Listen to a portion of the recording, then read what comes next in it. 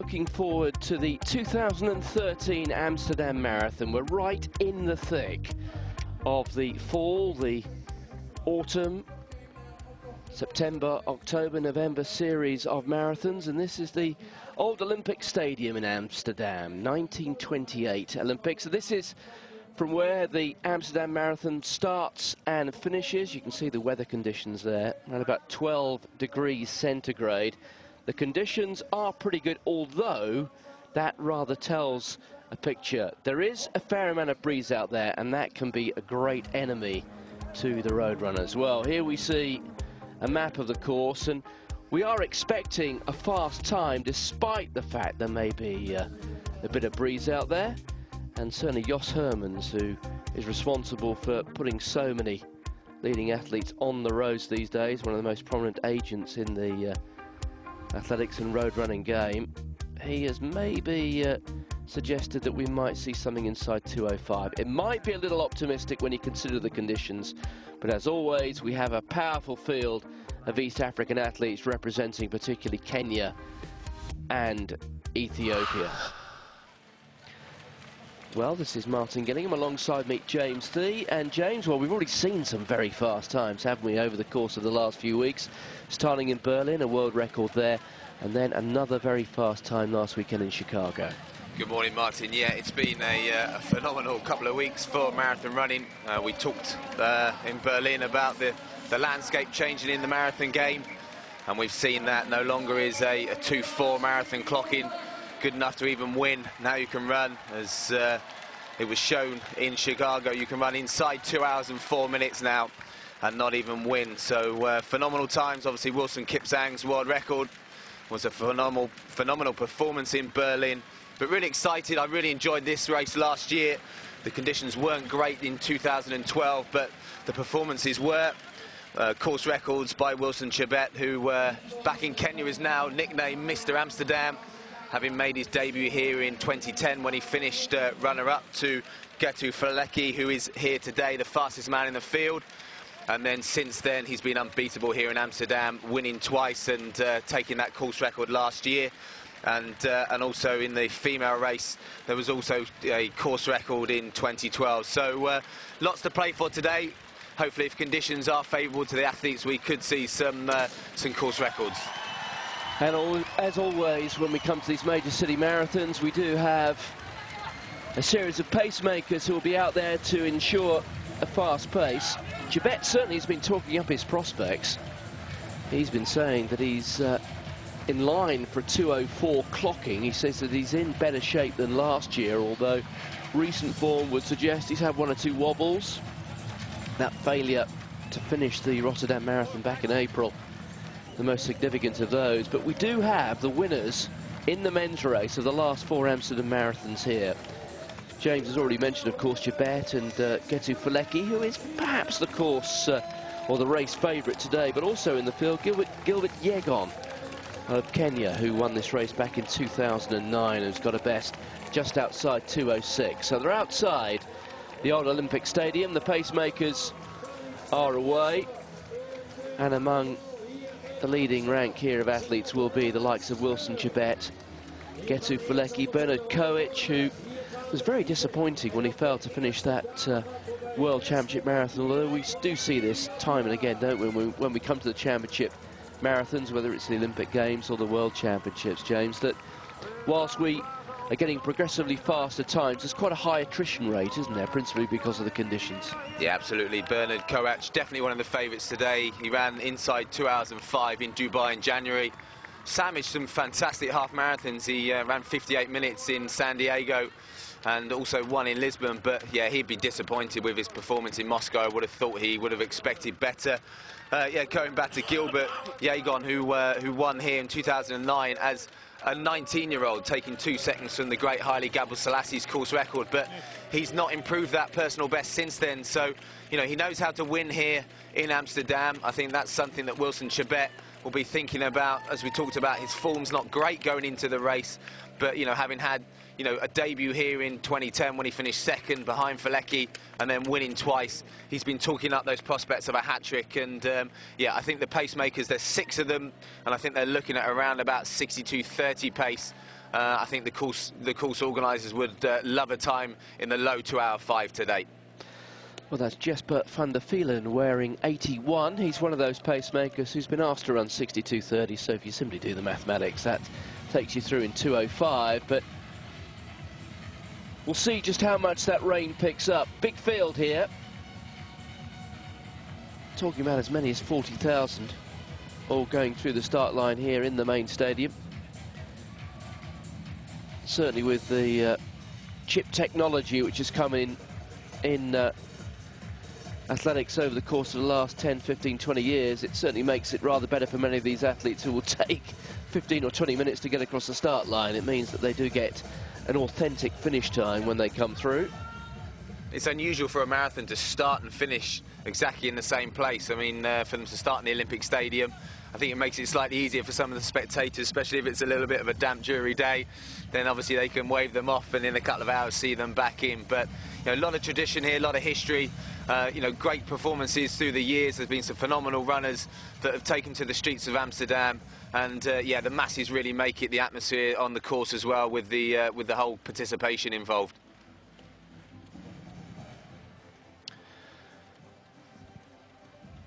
So the leading athletes will be through the first kilometre, and we'll catch up with those in a couple of moments' time.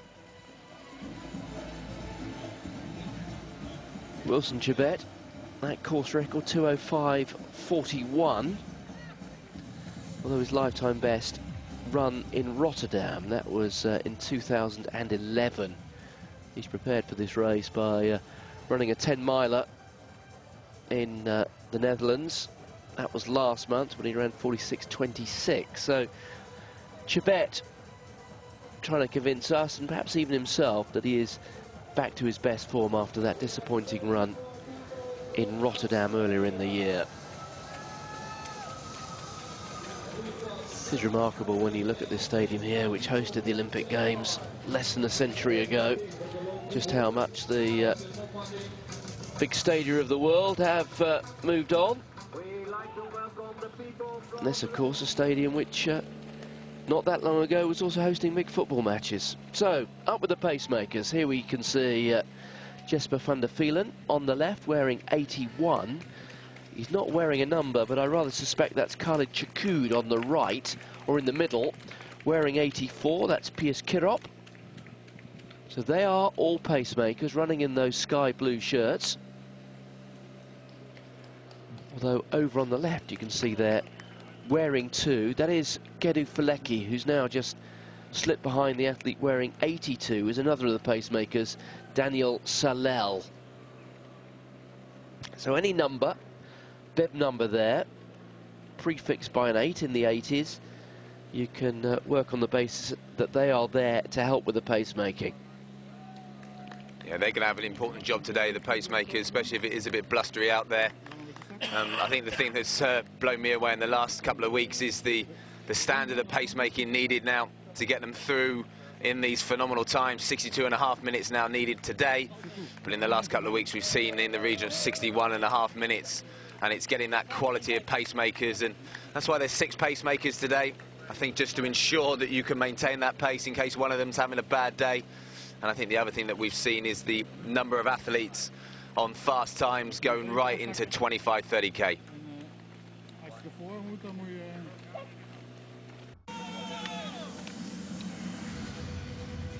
Well, this is the main stadium, the start and finish area for this 2013 Amsterdam Marathon. They've been going, well, just over 8 minutes, you can see there. This is the front of the men's field.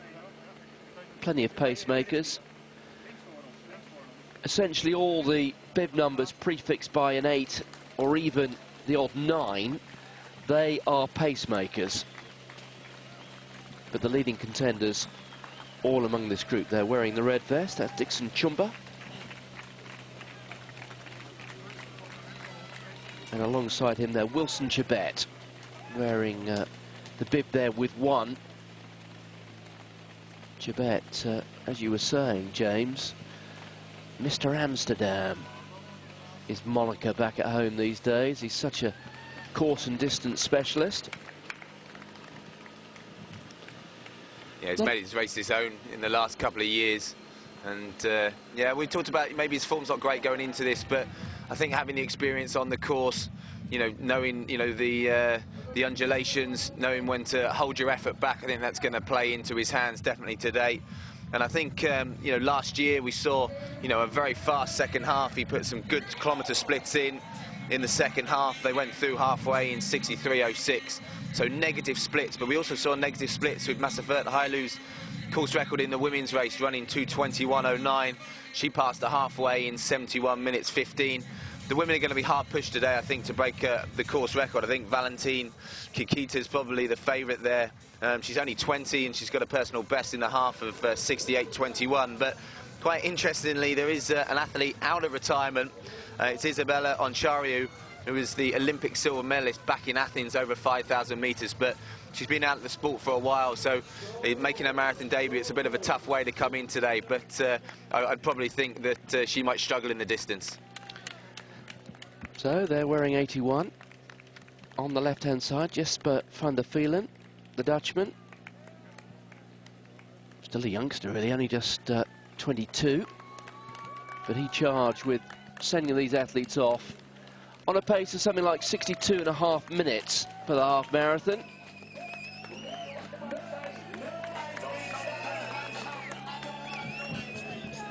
One thing I think we should talk about, because there's been a few stories written over the course of the last few weeks, inevitably I suppose, about this sub-2 hour marathon. We've spoken about it before, and well, if you think about it, when you consider what the current world marathon record is, and even the time that was run by Geoffrey Mutai when he ran exceptionally fast on that course, which is deemed illegal, non-ratifiable by the IAAF, the Boston course, because of its point-to-point nature and also the drop in elevation. Well, we're still looking at incredibly fast times, around about 2:03, aren't we, and in the 2:3s. But people speculating inevitably, really, in anticipation of the debut over the full 42.2 kilometres of Mo Farah coming up in London in April. Speculation about the sub-2 hour marathon. Now, the expression lazy journalism springs to mind, because if we think about what 3 minutes or 3 minutes is worth on the road, I mean, that's a full kilometre. For people to even consider the possibility of Mo Farah, or indeed anyone else, running sub-2 hours at the moment, they've got to be running 1 kilometre faster than the best at the moment. Now, simply at the moment, and we don't want to place any barriers in front of us looking forward over the course of the next 100 years or so, because I suppose anything is possible, but for the foreseeable future, a 2-hour marathon, is that a pipe dream? I don't think so. I think it's been great that it's got column inches in newspapers. I think the fact it's got people talking about marathon running has been a really positive thing. I think, you know, what we've seen in the last couple of weeks with, you know, 15 seconds knocked off that marathon world record. But as I talked about, you know, just before the commercial break, I think the thing that stood out for me is the number of athletes going through close to world record schedule at halfway, and even lasting to sort of 25, 30 kilometres. There's still been big packs there and races right to the wire. But we're seeing, you know, 2 hours and 3. What would be exciting would be to get those best marathon runners, and we're in a golden generation of marathon runners, and a lot of them are pure marathon runners now. I say that as in there used to be a progression from the track to the marathon. Now there tends to be, you know, these born marathon runners. You know, for example, it's Dennis Cometto, who won in Chicago, was never raced on the track. And he only started running. Latecomer as well, isn't he? Absolutely, Martin. He only started running 3 years ago. He was a farmer before that, and he's now winning Chicago, running 2 hours 3:45. So that's exciting. Now, if you got those guys together, you know, in one race, maybe in April. But I think the biggest problem, we're talking about knocking chunks off the time, is finding pacemakers that can actually go as far as we need. You're probably talking a pacemaker or 2, 3 pacemakers being able to go to 30, 32k, so they can step aside and leave them to go for the last, you know, 10 kilometres. I can see probably in the next few years them dipping inside 2 hours and 3, but as you're saying, we're talking about a full kilometre to go inside that 2 hours, and I don't think we'll see it in our lifetimes, but yeah, maybe in 100 years. Yes, talking about Dennis Cometto, he was competing at quite a relatively low level about 3 years ago, wasn't he? And I think he had a chance meeting with Geoffrey Mutai, said, why didn't you join my training group? And Hey presto, the two were running shoulder to shoulder in Berlin last year, which was Kometo's debut. He ran the fastest ever debut marathon in Berlin, then went to Tokyo, which of course is now a world marathon major, in February, won that in a course record run, and then did the same in Chicago, setting a course record there last weekend. Now, he fell short of the world record, which is now held by Wilson Kipsang, but it goes to show more and more world-class marathon runners are being produced, and I guess at the heart of that is, frankly, commercialism, isn't it? There is more money to be earned by distance runners these days on the roads, running major city marathons, than running 10,000 metres on the track. Yeah, absolutely. But the thing that is changing is the paydays that are on offer at these marathons now. You know, the pay structure is changing with the phenomenal times that are coming out, but you know, we've also talked about the times that you need to run now in major city marathons and in races like this, which is an IAAF gold label road race, whereas maybe, you know, a few years back 2:06 would, you know, get you a course record, get you on the podium. Now we are talking about the 2:05s, and a lot of the marathons now, if you look at Kowicz's run from Dubai, you know, he was 5th, but he was 8 seconds off the win in Dubai. You know, that's probably the difference between, you know, making enough money for the next 3, 4, 5 years. But, yeah, I mean, even last year, the top European in this race was Michel Boutous, who just dipped inside 2 hours and 10 minutes, which is about the benchmark now for Europeans. But, you know, as I said, a few years back, that probably would have been a really good payday, how much it pays now. So it's definitely changing. Yes, the major city marathons, they've become more robust commercial structures themselves, but I guess in terms of switching their time bonus structures, they've been rather forced to do that. If they were operating on the same time bonus structures they were a decade ago, I think many of these marathons would be out of business, wouldn't they'd be bankrupt with the times we've had recently. And that's the first split coming up on the screen. Interesting. They're inside the course record pace by 10 seconds from last year. I do remember it being a bit of a stiff headwind last year for that first 3.1 miles, and yeah, so 14:52. That's decent pace at the moment, but yeah, the second 5 kilometre split in last year's race did pick up significantly in comparison to the first. So still a big pack there. The paces are doing a good job at the front, and I think yeah, there won't be too much racing going on at the moment in that main pack. Let's try and identify some of the athletes in the race proper, shall we? Wearing 2 there, that is Gedu Felecki, who is perhaps the race favourite here. Just behind him, you can see they're wearing 31. That's Henry Kiplagat. Now, Kiplagat is one of the more interesting race debutants, isn't he? Yeah, I mean, he's someone that's run a low 60-minute half marathon, but that was, you know, in 2012, so not overly too much form going into this. But, you know, you've got to think that there's some, you know, stronger athletes there in there, so he's going to have to really have his work cut out to be, you know, be competitive. So, more from the Amsterdam Marathon in a couple of moments' time.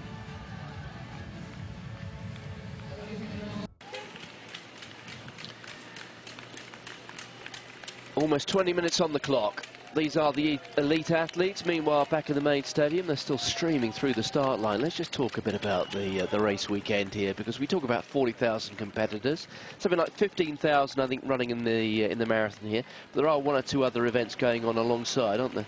Yeah, the half marathon actually has a few more entries than the full marathon. So I think it's around about 18,000 in the half marathon, and then they also have a very popular 8-kilometre race here as well. So in all the races going on with the kids activities as well, you're talking over 42,000 you know, entries, and that's great. I mean, it gives everyone an opportunity. I wonder how many make the transition from the 8 kilometres to the half marathon to the full distance, but it gets people out. I think more importantly, you know, it makes a great atmosphere on the streets, and especially when they start and finish in that Olympic stadium. And road running really thriving around Europe, and at this time of year, same really through the spring period. Normally 2 or 3 big city marathons going on almost simultaneously at weekends throughout Europe. And globally, we've seen 2 very fast ones already. The world record in Berlin at the end of September, and then last weekend, that very fast time run in Chicago. The New York City Marathon, that takes place on the first Sunday in November. And we go all the way through, really, to the end of the year. Honolulu Marathon, we've got Fukuoka in Japan, haven't we? That's in December. So, these athletes still going through the start line. 20 minutes later, they will get an authentic time though. Chip technology means that they can be clocked through the start line and then through the finish line. It wasn't like that a couple of decades ago.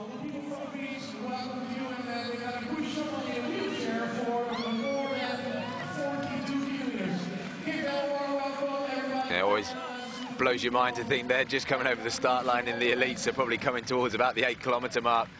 But that's the great thing with the mass participation, all shapes and sizes, lots of fancy dress as well. A lot of these guys obviously doing the 26.2 miles for charity, so loads of money raised for charity in most of these major city marathons now.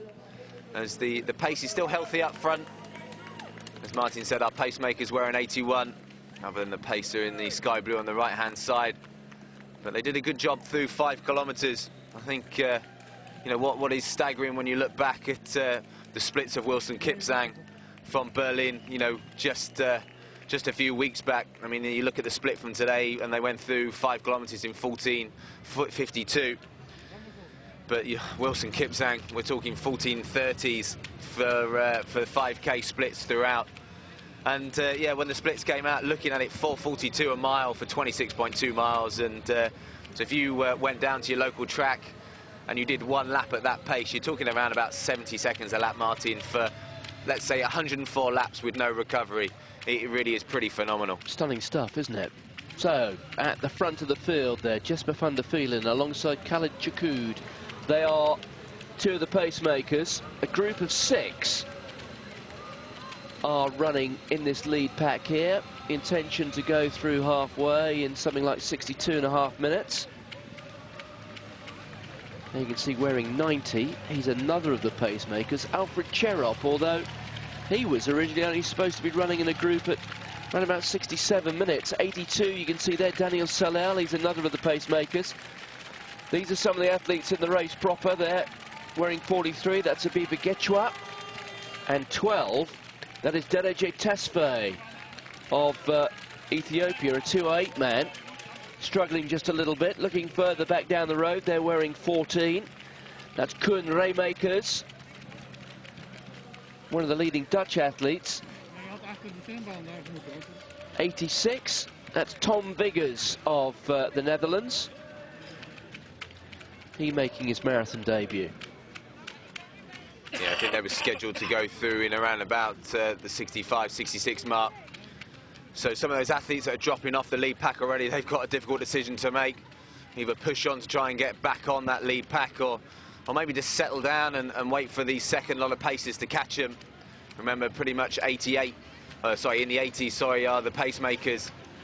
So this will be looking for the first of the Dutch athletes. As I said, last year, Michel Bouters running, you know, brilliantly to dip inside 2 hours and 10. And I think Raymakers is probably the favourite of the Dutch athletes today. And it's always good, isn't it, for, you know, the locals to have someone running well up front. You know, it really does add to the support as well, and Bouters definitely did that last year. Worth making the point, though, that Raymakers, you would have thought when he gets through the finish, is going to be something like 1,500 metres or maybe 2 kilometres behind the winner. So, this is the sharp end. Still wearing 81, Van der Velen. 90 on the left, another of the pacemakers there, Alfred Cherop. Just behind him, 82, Daniel Salel. All 3 of those pacemakers, also at the front of the field there on the right, without the bib number. That is Khaled Chakoud, another pacemaker. 17, you can see towards the back there on the right, wearing the yellow vest. That is Vincent Yator of Kenya. He's got a best time outside 2:13. So he will need a marked improvement on that if he is to feature. Looking back here to the second group. 91, Roy Hohenweg. And 93, Stanley Siro. Those two pacemakers for the women's field. And we can see the leading women there already. F2, Alice Timberlil. 21, Guteni Shone of Ethiopia. Those two very prominent. And over you can just see on the left, Valentin Kipkeita out of the picture now, although you can also see F3, that's Mestawat Tufa. So these are the leading women. And Katina Shkoni, it's her debut. She's a 68-minute half marathon runner as well. So Alice Tintiba, 2:25.03 personal best. The fastest, as we said, is Valentine Kipketer, just 20 years of age, running 2:24.33. And that's the other thing that has changed as well for me, is the age of marathon runners. Talked about Yegon earlier, who has won here in, you know, being 19 years of age. And that looks like Oncharu going through. Yes, Achiri, Isabella Achiri, who's the athlete who's been away from the sport for 6 years after picking up that silver medal on the track in the Olympic Games back in 2004. And she's just running alongside Alice Timberlil. So, Isabella Achiri. How hard do you think that is after a 7-year layoff? It's interesting, from racing isn't it? and training, Martin, to come back. It's going to be tough, I suppose. A lot depends on quite what you were doing in that 6 years. You could say she was only 28 when she kind of took a step back for a, you know, for an Olympic silver medalist over 5,000 metres. The progression, you know, might have been then to move up to 10,000 and then onto the roads from there. So you would have thought the last few years she's probably missed a bit of a marketplace, you know. So to come back, I mean, she could be fresh, you know. It's almost like you know, the car being kept in the garage, and she could come out. But I just think that the whole mindset, and I think, you know, the training and the body, you know, I think it changes over that time. So it's very difficult, I think, to come back. And this is also a vastly different discipline, isn't it? Running a marathon to running, you know, 5K or something on the track. It's a huge difference. At the front in the men's field, wearing that almost Royal Air Force blue, towards the right at the back, wearing two, Getu Felecki, one of the former winners here. And when Felecki won this race, that was back in 2010, he beat Wilson Chebet. Chebet there finishing second that time. Another woman we could just see there running amongst that group, F8, Mona Stockhecker of Germany. 2:36 athlete, there she is. She could be the first of the Europeans going through in the women's race. Remember, a lot of these now looking at eyeing up European qualifying times for the marathon in Zurich next year. So we talked about the Dutch athletes. There's a few other Europeans in there. So yeah, they'll be looking at, you know, securing qualification for that, for the European Championships. There's still a large pack there as we cut back to our leaders. And that's athlete number 29, just struggling there, Denise Endris, the Ethiopian. We talked about the Ethiopians maybe not having the best couple of weeks in marathon running. It's definitely been a Kenyan-dominated fortnight. You know, even looking at Emmanuel Mutai, the always the bridesmaid at the moment, he called himself. He said he's sick of being the bridesmaid after running 2 hours and 3 and 52 seconds in Chicago. He says, I did everything right, but I still end up the bridesmaid. Yes, he did win the London Marathon, didn't he? I think it was back in, what, 2011, I think? But he has got a whole string of second places to his name. But he, over the course of the last 5 or 6 years, you'd struggle to find a more consistent marathon performer than Emmanuel Mutai. He, time and again, he's been to London, finished in the top 4 or 5, I think 4 or 5 times. Won the race once. Yeah, he does. His agent, Michel Botang, does a great job with him. I think they pick out the right races. Yeah, and he did win in London. I mean, we shouldn't forget that, but I think he seems to dwell on the fact that, you know, he is so consistent, but he does seem to end up runner-up. But there's so many good marathon runners out there at the moment, and it's not just one marathon runner that's beaten him. There's been, you know, a few different ones, but he seems to be one of the few athletes that can come back time and time again and perform on the big stage. Doesn't have many bad races. There you can see a few hand signals coming from the pacemaker there, Khaled Chakoud. And all those numbers there, bibs prefixed with 8. They are there to ensure the pace is something like 62.5 minutes at halfway. Felecki moving to the front, the first time we've seen him running so prominently. 10 kilometres, 29:32. That does leave them 5 seconds inside course record. So they were 10 seconds up at the 5 kilometre split. last year's course record they went through in 29:37. So they've been nice and consistent through that first 10 kilometres. So nice big pack there. Good work by the first lot of pacemakers. And they're keeping it nice and controlled, as we can see the second group passing the 10 kilometre split in around about 31 minutes. And as you see, there's not a big group in that second group. I think most of the athletes, we talked about some of them that were due to go out a little bit slower. I think that's the big temptation, isn't it, Martin, that they tend to feel so good in those early stages that it seems so easy for them to get the pace wrong in those first couple of kilometres. As we go to a commercial break, and we'll be back with the leaders after.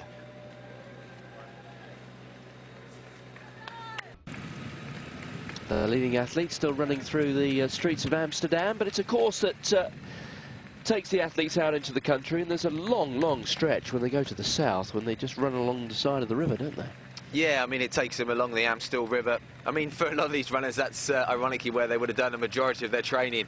If you think about marathon running, you think about the chance to actually do a lot of repetitions and long runs actually on the road itself. You know, you're not really going to get too many opportunities to do that. So bike paths tend to be a lot of the places where you can get, you know, long flowing roads, mile splits, kilometre splits. So some of the athletes will, you know, won't mind the fact that it's quite quiet there. You know, they won't really be too bothered about the scenery, but you know, it's an opportunity for them to hit a bit of a rhythm. And I think that last year that was where they, you know, they really made time up on the course record. And when you see the athletes running down that stretch, I mean, you can be forgiven for thinking this is not a major city marathon, because it really is a narrow stretch of road out in the country, no spectators, running on what looked to be almost like towpaths, don't they? Yeah, I remember last year, it looks like they're out for a Sunday run, obviously with numbers on and, yeah, a few cheers here and there, but it does go quiet.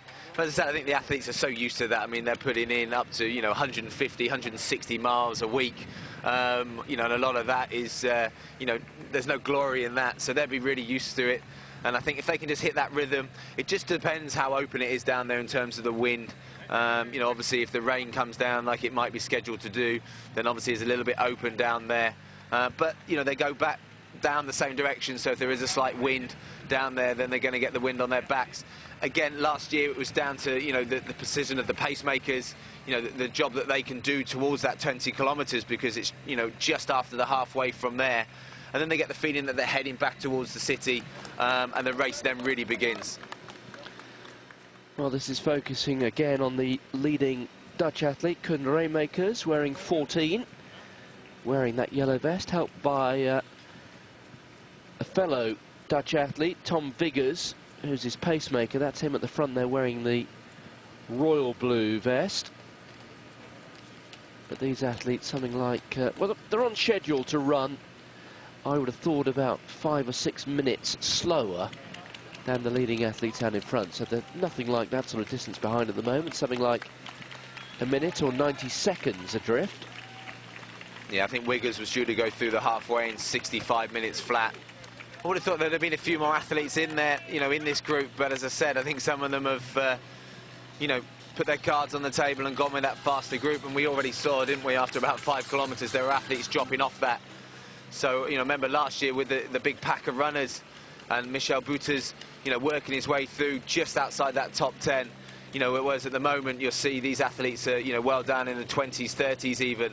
But there is that many casualties in the second half. Those athletes deciding to, you know, save their legs and their powder for another day, because, you know, the marathon is, you know, takes no prisoners, and, you know, if they're having a bad day and they're going to be outside what they need to achieve in terms of pay structures and you know, performance bonuses, then they might think about cutting their losses and finding another race in a few weeks' time. Des Endres there, just struggling to stay on the back of the leading group. It really is not a time to find yourself cut off from the leading group here, because there will be quite a long gap back to the second group here.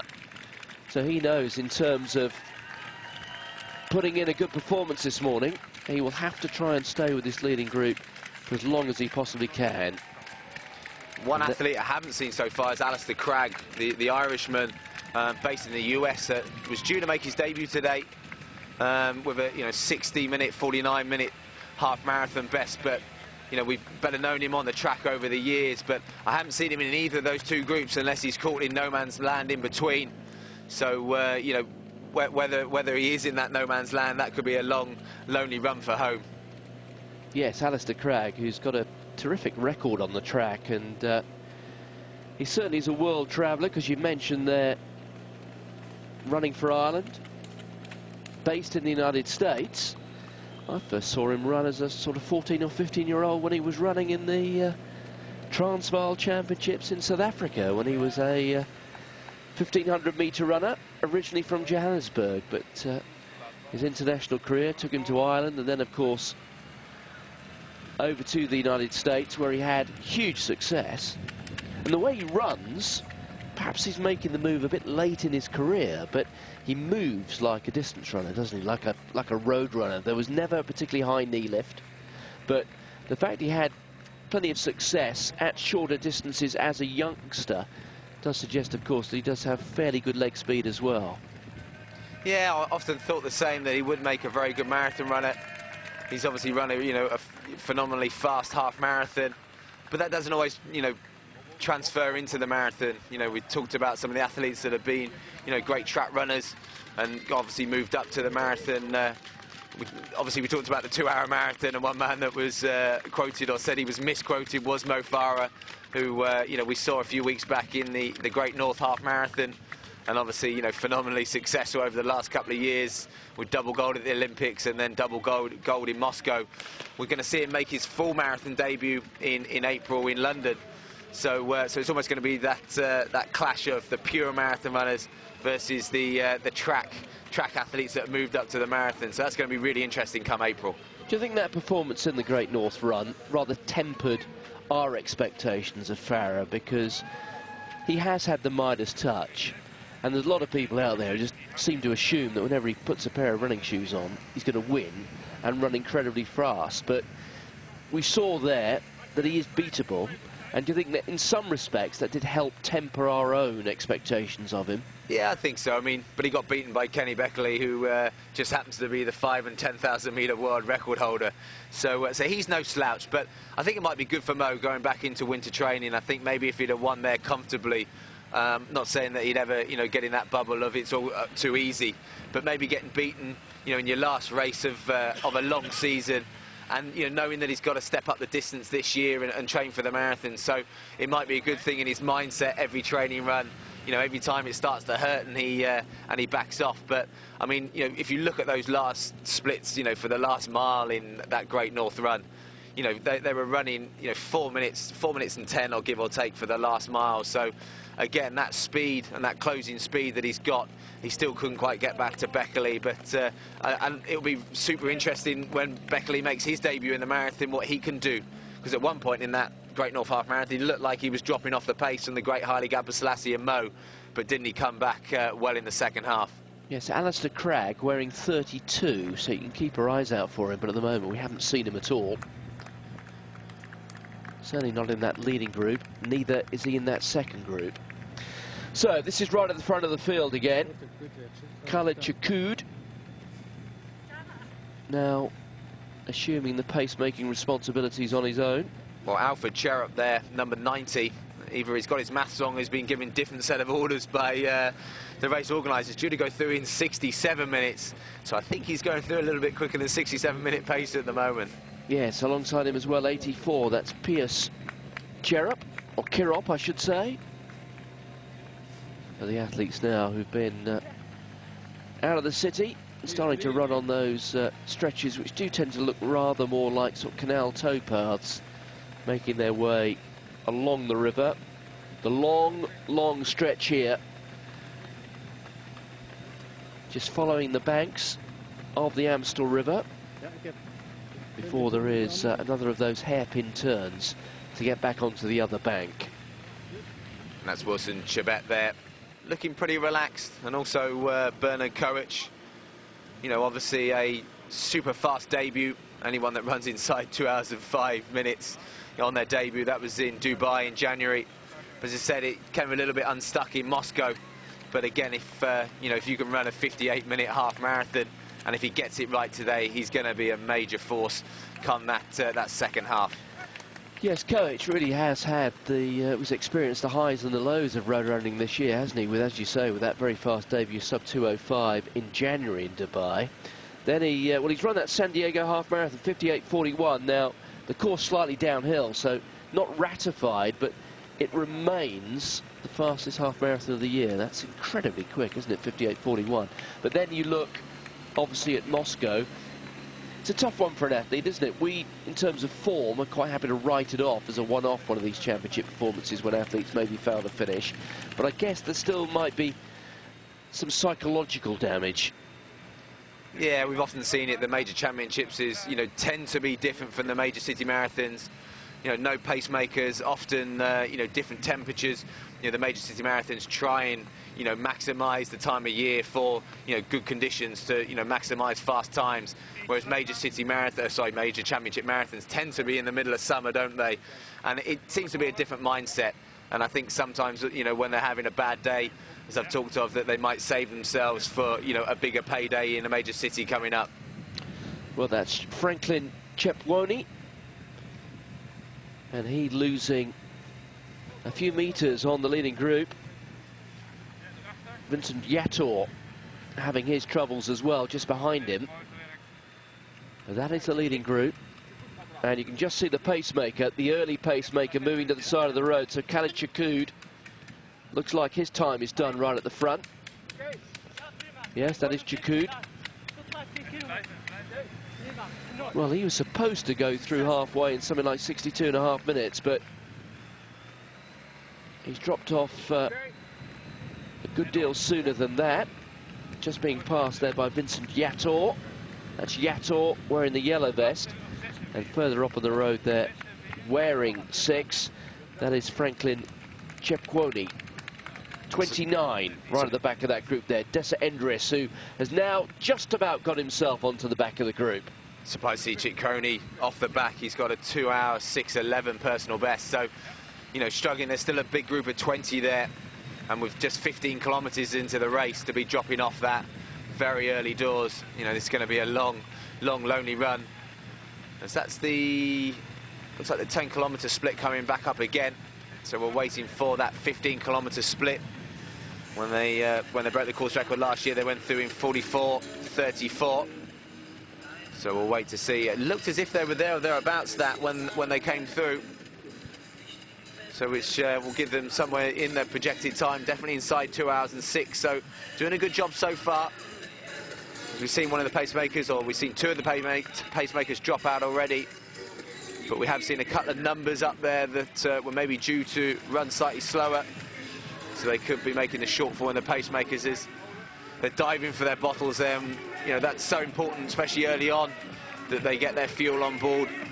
If you're talking about the wall in the marathon, that's about being able to maintain energy levels and therefore getting your water bottles and your energy drinks on in these early stages is so vital. As the 10-kilometre split, sorry, the 15-kilometre splits come up, 44:10. So they're now 24 seconds inside course record running. So it's picked up in that last 5 kilometres, Martin.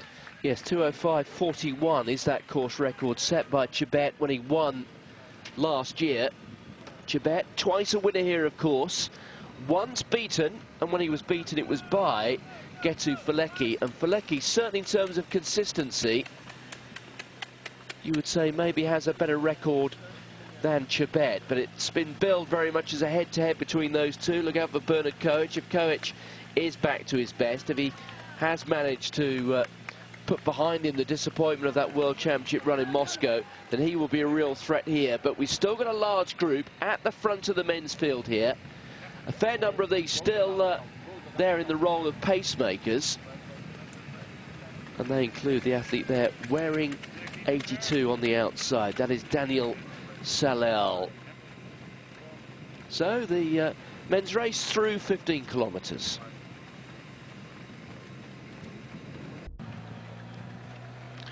There is Felecki wearing 2. Just behind him, the athlete wearing 4. That's Abdullah Shami Dawit of Ethiopia. Just to give you some sort of idea the pace that they're running at here, talking in terms of course record, so maybe sub 2:05, when Patrick McCall broke the world record which he recently lost to Wilson Kipsang in Berlin, well, he went through 15 kilometres in something like 15 to 20 seconds faster than they did here. But bear in mind, Berlin, super fast course. I think something like now 6 of the fastest 8 times ever run in Berlin. And here we are in Amsterdam, which I think it would be fair to say in terms of its profile as a major city marathon, certainly one rung below, at least one rung below Berlin. But it goes to show, doesn't it, James, that almost every week at this time of year throughout Europe, 1 or 2 marathons of this quality, and they're going out and clocking times through the splits here, 10, 15 kilometres, 2:05, sub 2:05. It just goes to show in terms of the depth of quality in marathon running these days, whereas if we went back 2 or 3 decades, we were looking at 2:10, 2:12, 2:14. These days we're talking about 2:4, 2:5, 2:6. Yeah, I mean, talked about the depth in packs at the likes of Berlin, Chicago, going through in 61.5 minutes or 61:50 as they were in Chicago. But you're talking 20, 30 athletes there. Cast an eye back to when Steve Jones went through in 61 minutes when I think he just missed the world record. I think he was, a couple of minutes clear of the field on his own.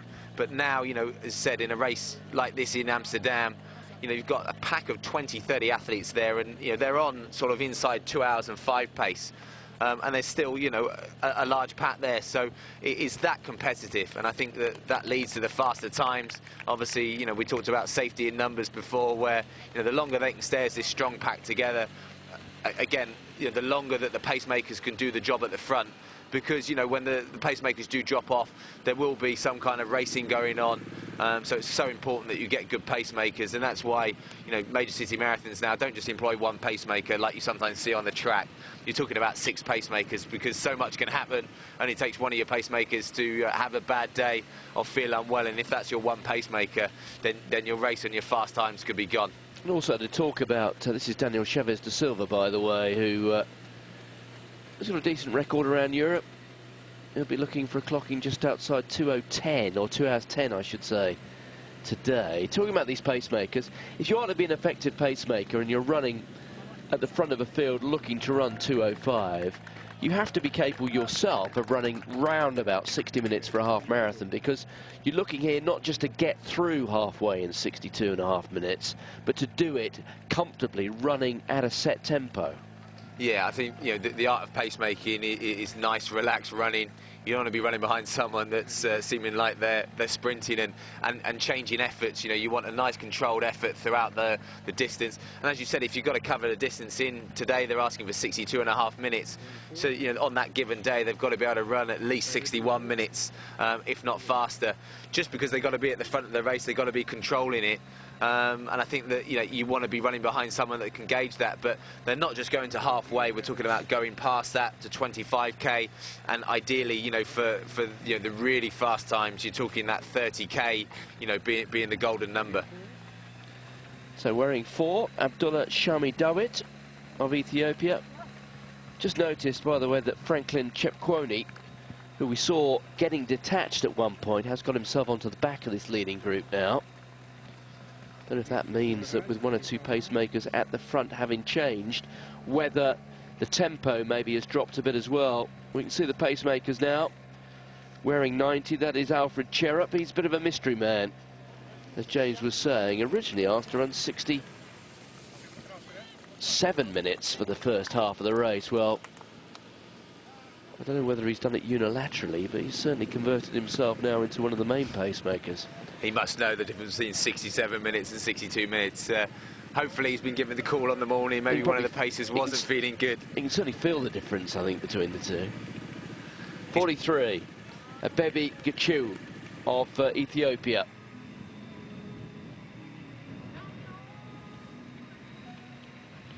So the athletes running alongside the Amstel River. Not quite a towpath, of course, but a narrow road. And this, not the sort of image you tend to associate with big city marathons, but that's one of the features of the Amsterdam race. Out of the centre of the city, running down alongside the Amstel River. quite a long stretch actually. Halfway is on the way back, so they're going right to the bottom here. They will then cross the river, the hairpin turn effectively, down the other bank. They'll pass 20 kilometres, and then on the other side of the river they will also pass halfway. So they're very, very close to that bridge now. And that second pack looks like it's gained a few extra runners there. As we can see, the Dutchman Rainmakers sat on the back, and it's still Tom Wiggers at the front there, doing a good job. Asked to go through in 65 minutes for the halfway mark, and he seems like he's doing that kind of tempo. And again, the longer the more athletes that form this second group, that it's going to really help Rainmakers, as he's got an aim of inside 2 hours and 10 to try and replicate the run last year of Michel Butters.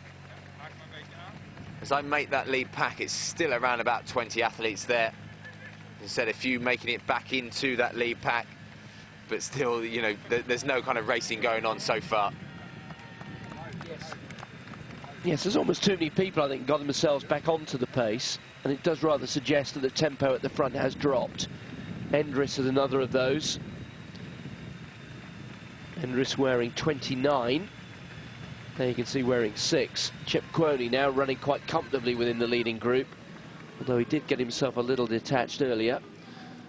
Maybe, you know, it could have been the camera pan back to him, maybe he missed a drinks bottle station or something like that, or even stopped maybe for a quick pit stop or something like that. So, because he did seem to drop off, didn't he, quite quickly. And then, you know, when we got shot back to the lead pack, he did seem to make it back. So, you know, whether he had a problem there, whether he had a stitch, or whether it was a mechanical problem, he's back in the race. And, you know, having, you know, won a major marathon this year, you know, 2 hours and 6 a couple of times. So, you know, we were surprised to see him dropping off the pace so early.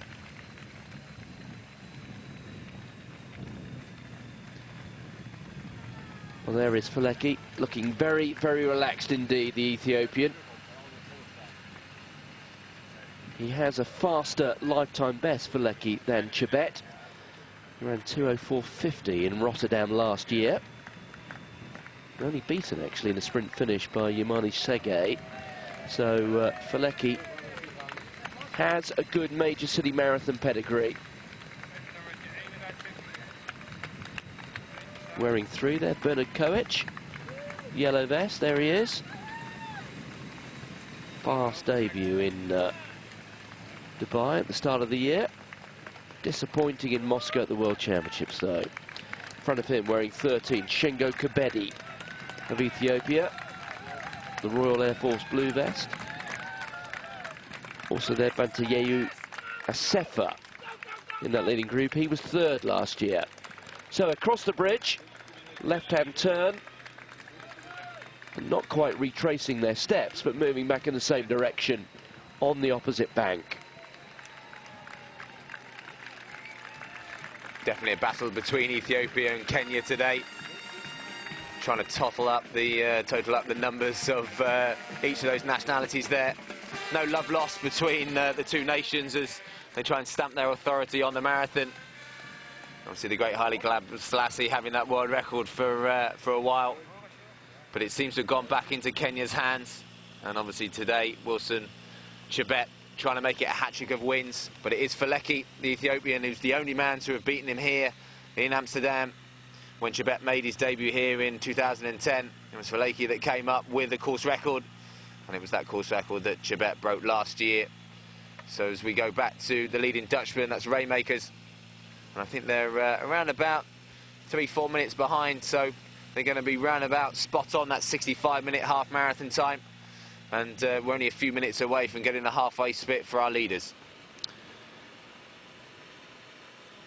Yes, certainly you can see right at the front there the blue vest of Tom Wiggers, stretching them a little bit, and that pace being set for 1 or 2 men in this field, including Rainmakers there. And talking of half marathons, there's actually been a world record set this weekend over half marathon, but set on the treadmill by the Briton Andrew Lemoncello. So not run too many times, but it's quite interesting. I think he ran 67 minutes on a treadmill to break the marathon world record. But more importantly, raising some fantastic money for Down syndrome So good for him doing that, the Olympian base now out in Flagstaff. So talking about the 2-hour marathon, maybe it could be done on the treadmill, Martin. I once saw Haile Gebrselassie running a sub 4-minute mile on a treadmill. So there is the compulsory win. Oh dear, concern here, and we thought he was just struggling a bit towards the back. This is the man who was expected to be the leading Dutchman. So Koen Raymakers, short of halfway, stepping off the road.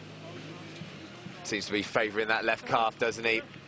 The Dutch Olympian. And the problem is, if you get a problem like that going towards halfway, oh, bitterly disappointed. Look on his face. You've got to think all that hard work, all that preparation that's gone into it. And, you know, this, you know, one of their home marathons for the Dutch athletes. That, yeah, this is going to be hard to take for him. I think he gave it a go for a couple of minutes to try and run it off. But I think he knows experience enough that it's not something he can just run through, Martin. Yes, and when those calves do just niggle and then tie up and cramp, there's just nothing you can do about it. And you know that if you keep on running through it, you simply are going to do yourself more and more damage. And calves are a problem that once you've got them, they're desperately difficult to get rid of. And certainly runners on the road tend to suffer from them a lot.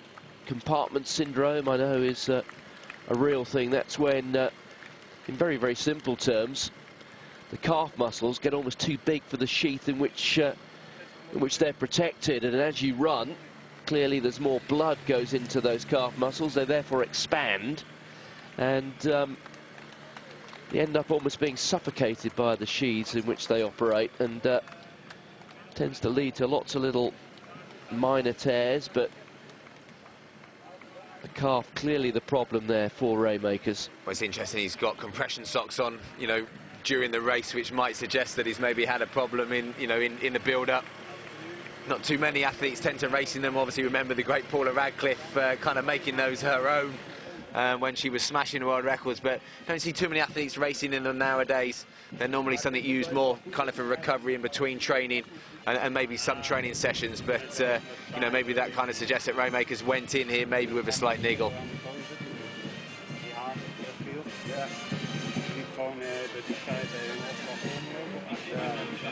So the clock continues to run, even if I'm afraid Koen Raymakers doesn't.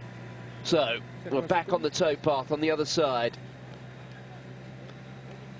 And it'll be interesting here because we'll be picking up halfway, and there it is, and we're just outside 2:05 pace at the moment. We'll wait for that to be confirmed, but it's somewhere at the moment, I would have thought 2:05.10, 2:05.20 pace, something like that.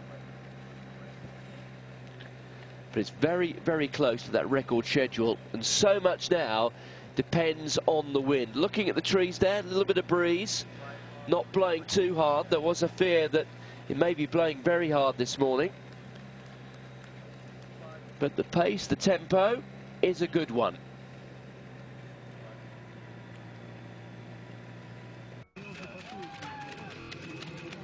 So as we welcome you back to the 38th edition here of the TCS Amsterdam Marathon, as you see the masses coming through, they're a few miles back behind the leading pack that we just saw go through that halfway mark, and they are on course record time. The course record set last year with negative splits. They went through halfway in 2012 in 63.06. Today they've gone through almost 30 seconds up in 62.38. So they don't need negative splits today. If they can run a second half of 63 minutes flat, then they could break that course record, or if Wilson Chebet could win the race for a third time, then they could be inside that course record of 2 hours, 5 and 41 seconds. So it's on, but we did also say we're not 100% sure on the direction of the wind. They could well have had a favourable wind for that first half, Martin. That's right. It's not quite an out and back course, but there is certainly, in terms of the direction in which the athletes are running, essentially an element of that out and backness. But here we go, and they're on the towpath on the other side now of the Amstel River, and they are very well protected from whatever wind is blowing out there. Just losing a bit of ground, not for the first time. Franklin Chepkwony and it does maybe suggest that when he lost a bit of ground on the field, it was because the tempo out in front was a bit too quick, and now perhaps the tempo has been picked up again and he's beginning to struggle. They're wearing 31, Henry Kiplagat, making his marathon debut. Felecki, well, I wouldn't read too much into this because the, I say road, it's not even road, it's pathway in this part of the course.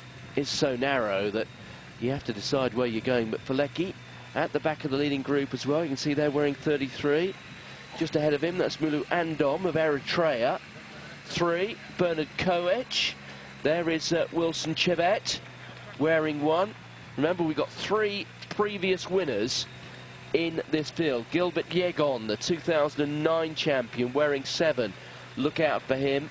Chebet, having won the race twice and finished second back in 2010 when he was beaten by Felecki. Shengo Kabedi just alongside him there, wearing 13. Kabedi, another of the Ethiopians in this leading group. There he is. Just behind him wearing 5, that's Dixon Jumba, the 2:05.48 man when he won the Eindhoven Marathon back in 2012, so another big race in the Netherlands. 10, that's Luca Conda.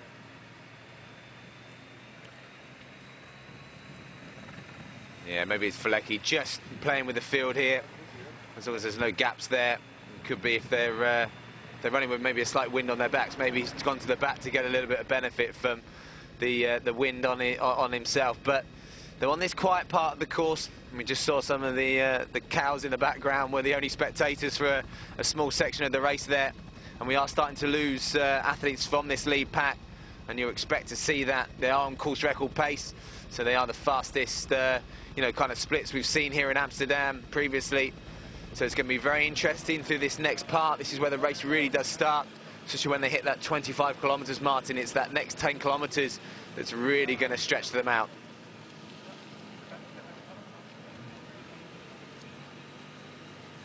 Well, they're wearing 16. That's Mikhail Kulov. Just in front of him, Hugo van den Broek.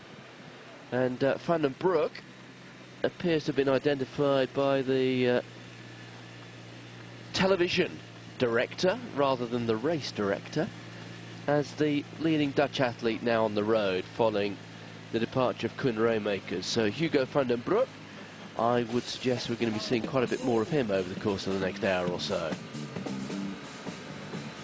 Looking further ahead,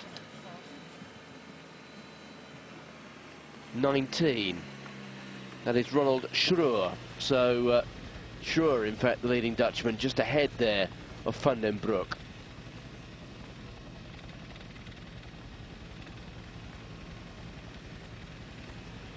A nice aerial shot there. Lots of activities going on.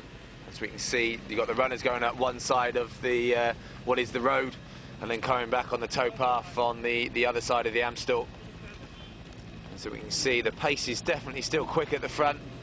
There's still 2 pacemakers there, and there was last time we checked, and it's Kirop, number 84, and number 90, Cherop, were our 2 pacemakers. We obviously talked about Cherop originally being asked to pace the 67-minute group, but he's definitely doing a good job, and they did a great job. They were looking for 62.5, and they were 62.38. So that's pretty precise pacemaking when you're talking about running 13.1 miles. As I hope these guys in the water aren't doing 13.1 miles or even 26.2 miles, Martin. Ronald Schreur, we saw there leading the race for the number 1 Dutchman in this field, just ahead of Hugo van den Broek. There is Bernard Koech wearing 3. And out in front, Alfred Cherop.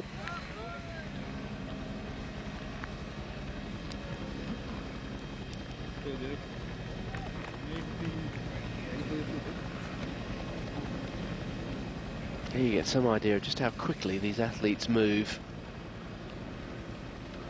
Certainly the television pictures by and large don't do the pace at which they run justice, because they really are clocking a fair old tempo. Yeah, about 17 or 18 athletes still in that group. but you've got to think that a couple of them are pacemakers. So you can maybe call the race maybe 15 athletes in there, as are athletes that are going to be duking it out. I mean, if you look at last year's splits, it's quite interesting that settled to around about 15-minute pace from the halfway to 35 kilometres. But then there was a big injection in pace when they dropped to 14:19 from 35 to 40 kilometres.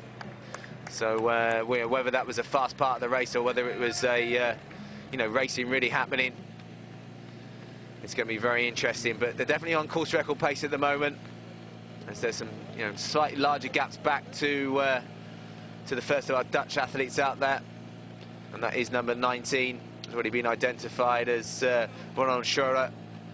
2:16 best. So at the moment, it looks like he's travelling a little bit faster than that. Try and get an update on his splits. But again, he might have half an eye on that European Championships in the summer. Well, there you can see the athletes on the way down over on the far side. And now the leading athletes who've been out in the country coming back towards the centre of the city.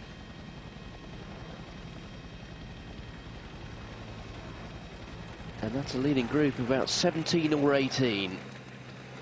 So it's still very competitive out in front. There is Wilson Chibet, twice the winner. Bernard Koech, one of the real threats here. Koech ran so fast, didn't win that race in Dubai, because not only do we get fast times in Dubai, but we get fast times in depth as well, don't we? Yeah, I mean, I think he was 5th, but only 8 seconds off the win. I mean, that's a phenomenal debut inside 2 hours and 5. I think he was a former butcher before turning his hand to athletics and more successfully on the roads here. And the fastest man ever to run a half marathon in the US and win in Lisbon, which is always a very competitive half marathon, and again inside 60 minutes. But yeah, he'll be looking to get that disappointment from Moscow out of the way. But he looks fairly comfortable at the moment. He's not made any big moves or made any moves at the moment. So, yeah, definitely Koech is going to be someone to watch out for. So Ronald Scheurer, the leading Dutchman in the field now, following the departure of Koen Raymakers. Hugo van den Broek, the second of the Dutchmen, was around about 25 or 30 metres down on the road on him. Just see him in the background there, actually.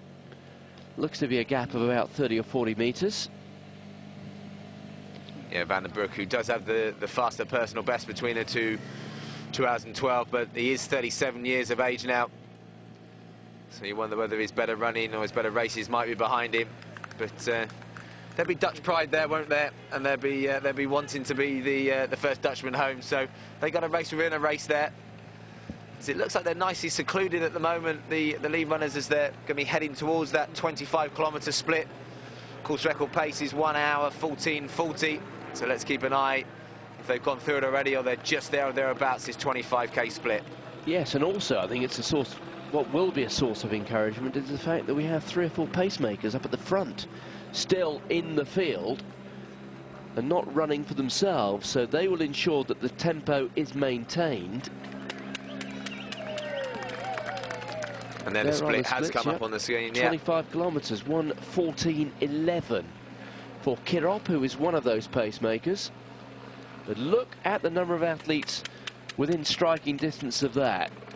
These all men in the leading group. They include Gilbert Yegon, wearing 7. So the 3 former winners all in this leading group at the moment. Talking about Gilbert Yegon, who won the race in 2009. Wilson Chibet, winner here in 2011 and 2012. And Getu Felecki, wearing 2. As you can see, Chibet there wearing 1, prominently towards the front. Well, it was Felecki who won the race in 2010 when he beat Chibet.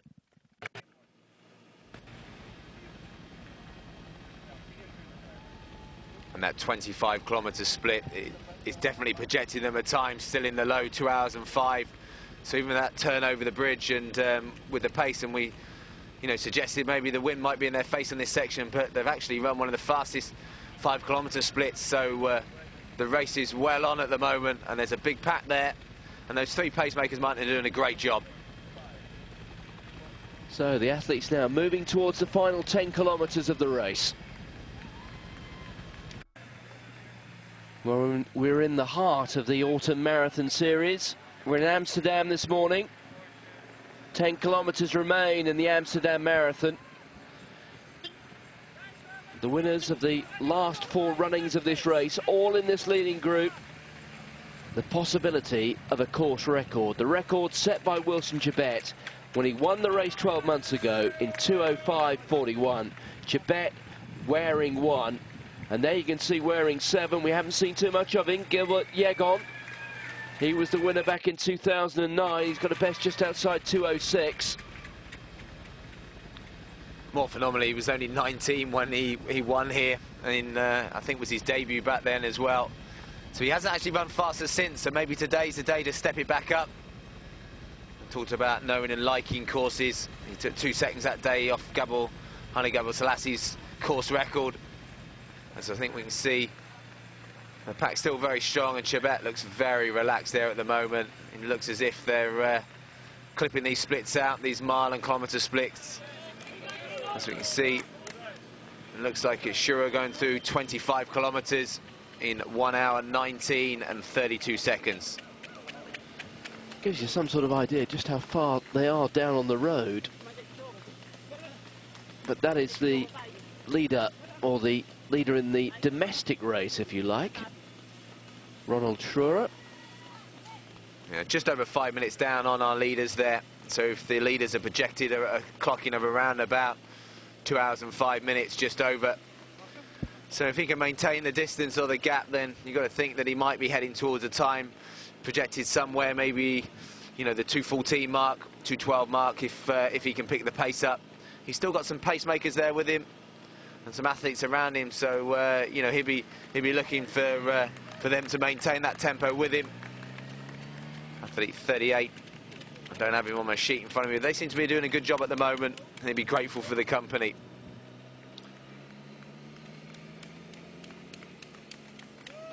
Well, probably about another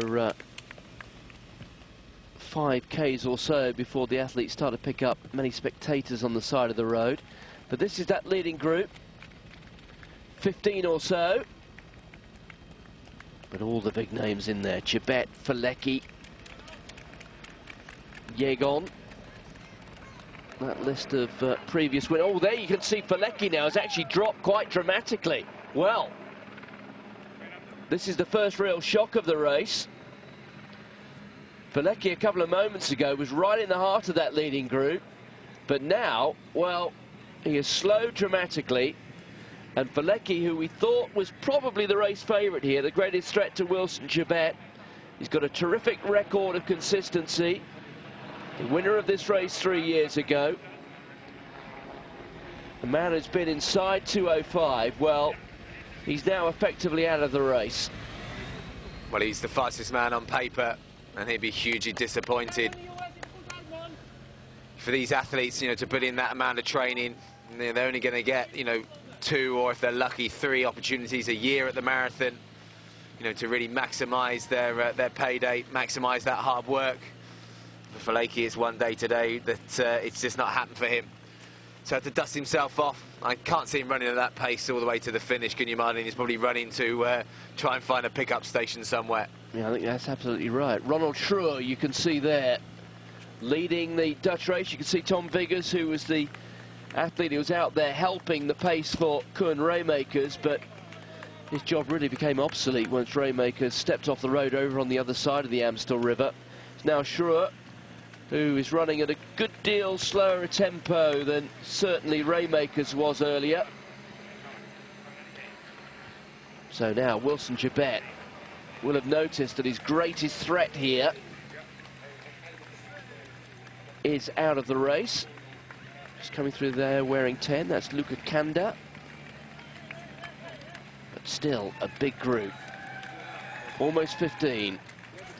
Gilbert Yegon making bit of a move. That's him there in 5th place now. There is Yegon. Just behind him wearing 9. That's Abra Gebrselassie, who finished second 12 months ago behind Wilson Jebet. Kiprop Limo is the pacemaker out front. There's still two pacemakers in there. Alfred Chiprop, the other pacemaker.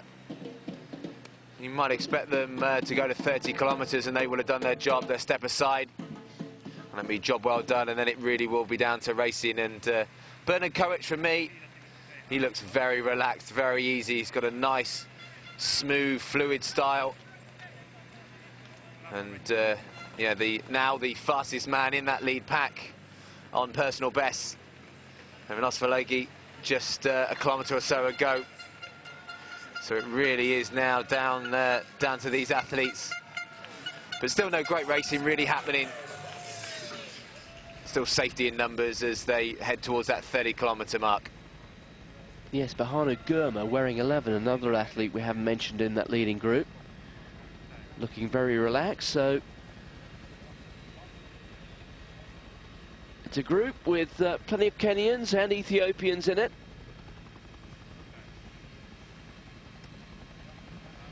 Now making their way towards the 30-kilometre point. With the next big split. They're almost right on cue is Bahano Gurma, wearing 11. Just behind him. That's 8, that's a Sefa. Number 42, Yebeka Bayabel of Ethiopia. He's got a lifetime best recorded of just outside 2:08, 2 hours 18. So it's certainly on a much faster tempo than that today. But Jebet wearing 1, there he is in the centre of your picture, looking very strong indeed. Back to Ronald Schur.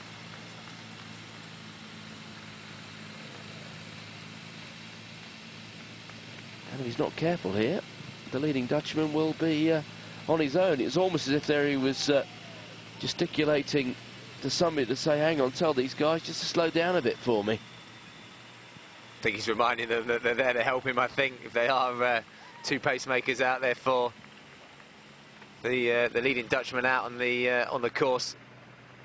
And is that another casualty from our lead group? I'm looking for the number there.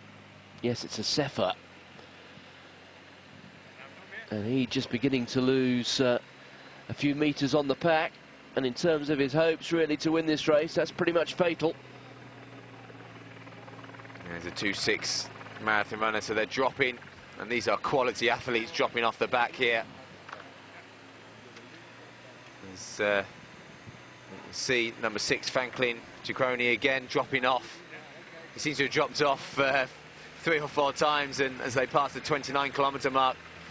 Each time he's made it back, but each time he would have made an effort to get back in the race. And I wonder whether this is one time too many as he lets the invisible elastic go. It's about getting on the back of that lead pack. But once it goes, it's very, very difficult to get back in the race. As you're saying, I mean, it's happened time and again, hasn't it, to him today? But partially, I suppose, aided by a drop in the tempo up front.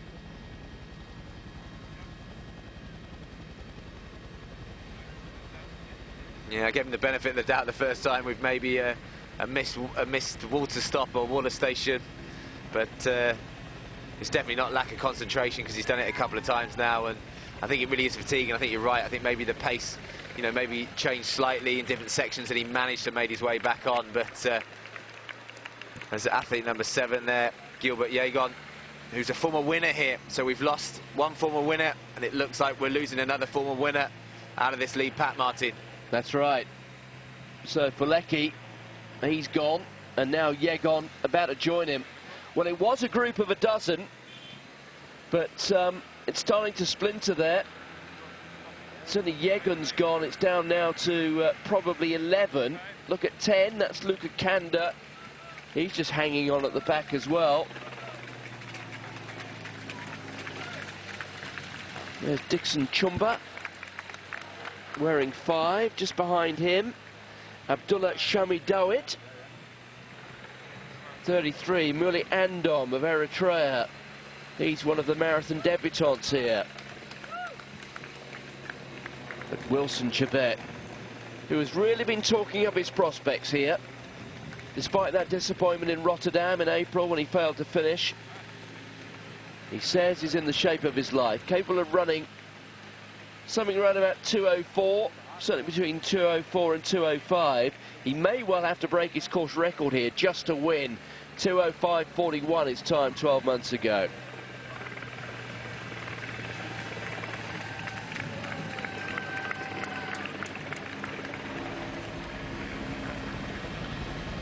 So into something like the last 40 minutes of this Amsterdam Marathon.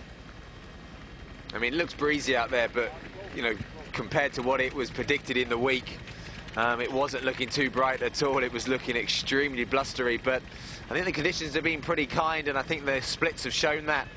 So I think the athletes, you know, through the week would have been looking at that forecast and been dreading it, as we can see the 30-kilometre mark coming up now. Course record pace. We're looking at inside 1.5 hours, and they are inside that, so they've maintained that pace, if not slightly picked it up, Martin. Yes, it's a clocking. You would have thought the real possibility here that they will break 2:05. Wilson Chibet now showing prominently towards the front, and that's an indication that he's full of confidence. Bernard Koech is also there, but the group of 12 has become a group of 10, and now, well, it's been whittled down even more, and now there are 8 men on that shot. Right at the back, they're wearing 6. Franklin Chepkwony, well, he just won't go away, will he? Dixon Chumba, they're wearing 5. Abdullah Shami Dawit, 4. Wearing 11, Bahano Gurma. And there's some real problems there with the drink stations. And I tell you what, so late in the race, when you're into the last 10 kilometres, you could ill afford to lose 15 or 20 metres on men in front. But that's just what this man has done here. And Franklin Chepkwony, who's run a slightly eccentric race at times, dropping off the leading group. Well, he's done it again because he's had to wait for a drinks bottle. Yeah, he wouldn't have wanted to have done that, having already dropped off a couple of times and made his way back into the race. As Kitrot Limo, who was our pacemaker through that last 30 kilometres, and 1 hour 29.12, so I make it 38 seconds inside course record pace. Obviously course record here is 2 hours 5.41, so that puts them there or thereabouts exactly on the 2 hour 5 mark. So we could be seeing history in the making here, could be seeing a course record, whether we can see the first man inside 2 hours and 5 on this Amsterdam course. Still a very healthy number of athletes in that lead pack, but with the pacemakers dropped off now, it's really going to take someone maybe to push the pace on, whether they start looking at each other and they really decide to race it. So Ronald Schreuer, the leading Holland athlete, there he is. He's got some company alongside him. Wearing 38, that's Boaz Kipyego, the Kenyan. He making his first run ever over the 42.2 kilometres. But Schreuer, following the departure of Koen Raymakers, now wearing the mantle of the leading Dutch athlete in the field. And that's Koech. So their last 5 kilometre split was 15:03. So if you're thinking metrically, it's around about 3 minutes a kilometre per kilometre. And they'll be doing that, you know, at a controlled pace for them. They'll be very used to running repetitions on the track, longer runs at this pace. As we can see, Citroni trying to make his way back again, having that almost comical drink stop then, and he's got back on now for the 3rd or 4th time. Well, trying to make that leading group 1 of 8. It's been quite a 2013 though for Bernard Koech, at 2:04.53 on debut. At the time, the 4th fastest ever debut on a properly ratified IAAF marathon course. The disappointment coming in Moscow at the World Championships. Will have gone there with high hopes, but he failed to finish. But at the moment, well on his way to atonement in Amsterdam. Also in that leading group, Abdullah Shamit Duet, 2:05.42 athletes. So some quality athletes there They know how to run fast times, but a lot of these now operating at under their personal bests. So that's also the unknown, is how they're going to be feeling, especially in the next 5 kilometres to around about 35k. They always used to say, or Steve Jones used to say, the race, it was a run and then the race started at 30 kilometres in that last 10k. I was just talking about this man, and now he seems to be the latest casualty from the lead pack. Yes, he's dropped up to about 10 metres very swiftly indeed, hasn't he? So we're back in towards the centre of the city now, and it's a leading group of 8. At the front, Bernard Koech. Just behind him, Wilson Chebet. Also there you can see, well, he's back again, isn't he, Franklin Chepkwony? It would be a stunning story if he managed to go on and win this race when you consider how often he's fallen off the pace. Wearing 11, that is Bahano Gurma of Ethiopia. In the red, Dixon Chumba looks good. Also on the left-hand side of our screen, wearing 5. But Bernard Koech, to me, has been used to winning, especially over half marathons this year. And as you said, a phenomenally fast marathon debut in Dubai. And that's interesting that he's not afraid to be pushing the pace. As Wilson Chebet there. To me, he's looked like he's been working harder than some of them, but it might be deceptive. He's still right in the race, and knowledge and knowing the course well might come into, you know, to play an extra hand for him as they come down towards what will be, you know, the last 10 kilometres. Albert Gebret Sadik, runner-up last year. He's also in that leading group. That's Gebret Sadik wearing 9. Dixon Chumba, the red vest. So there you can see confirmation of that leading group now. It is down to 7 men. So let's go through them for you. Wearing 1, Wilson Chebet. Wearing 3, Bernard Koech. Dixon Chumba.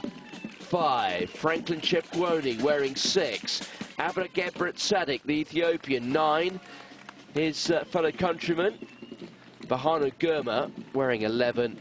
And Magesa Bacha, another Ethiopian, wearing 42. So further back down the field, this is Ronald Schroer, the leading Dutchman in the field at the moment.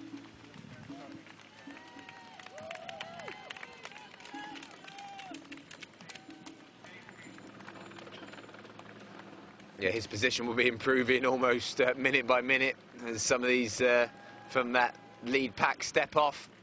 He won't know it, but he'd be heading back towards a much higher position. So I think we can see one of the paces there. I think that was Limo having done his job at 30 kilometres.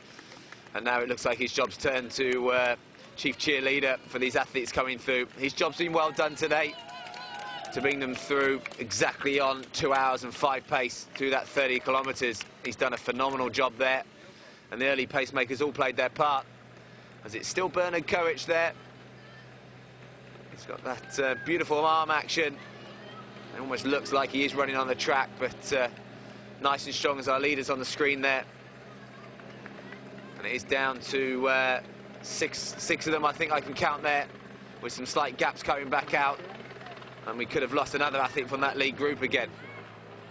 Yes, but it's, it is wearing 6, Franklin Chepkwony, although we've seen it time and again. He's dropped off the back. Also losing a bit of ground is Gurma. So there is Gurma, 11. Chepkwony there wearing 6. And he looks as if he's finally gone, I think. That is for the last time. So, beginning to splinter. We're losing some of these leading athletes. They are disappearing. So the group of 7 being whittled down.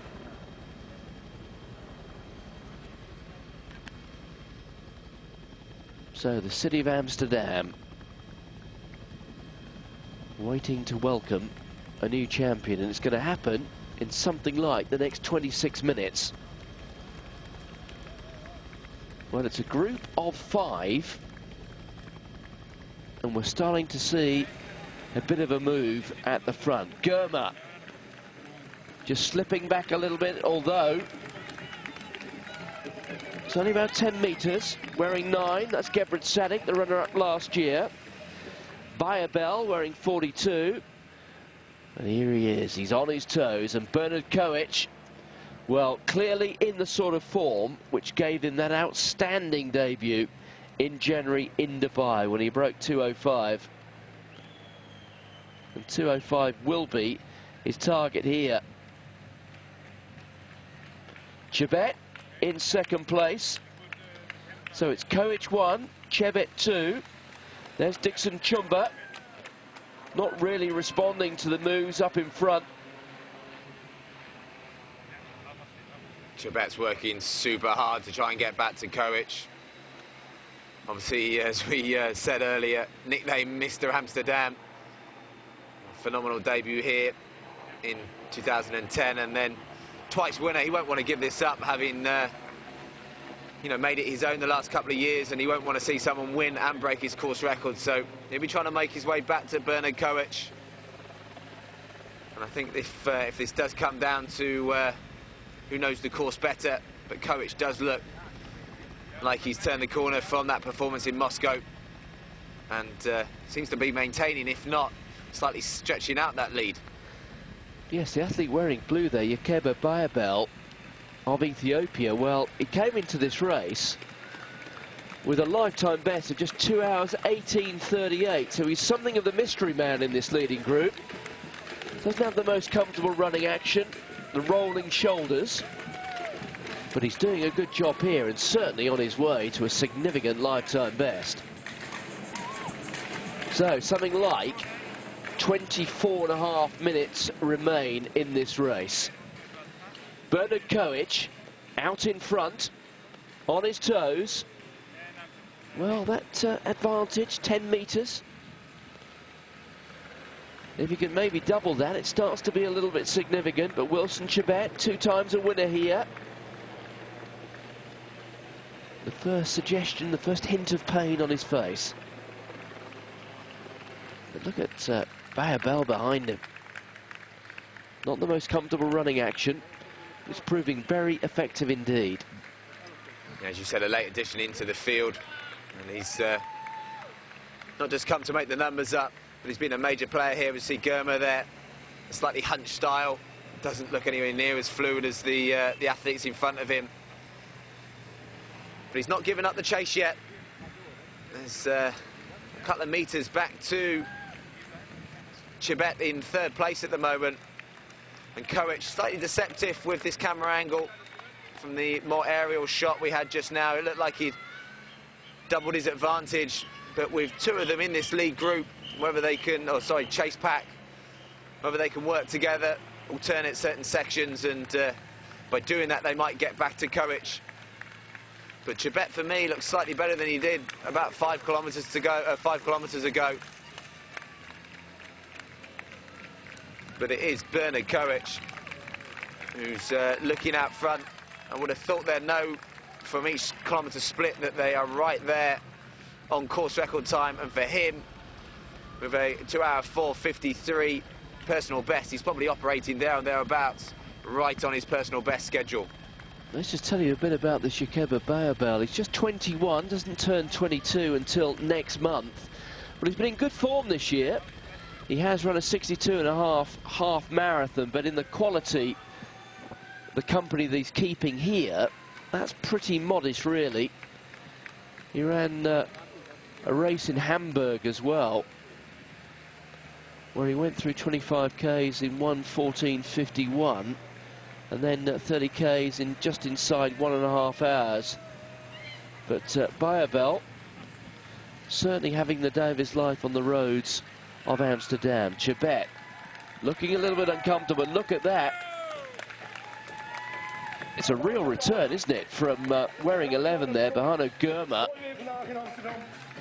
As Chebet begins to fade, back to 4th place now, and you are getting a sense that maybe, certainly in terms of targeting a victory here, Wilson Chebet, his race is pretty much run. You know, Germer seemed to put his head down, didn't he? Looked like he was rocking and rolling. It looked like it had gone, but he's found his way back in there.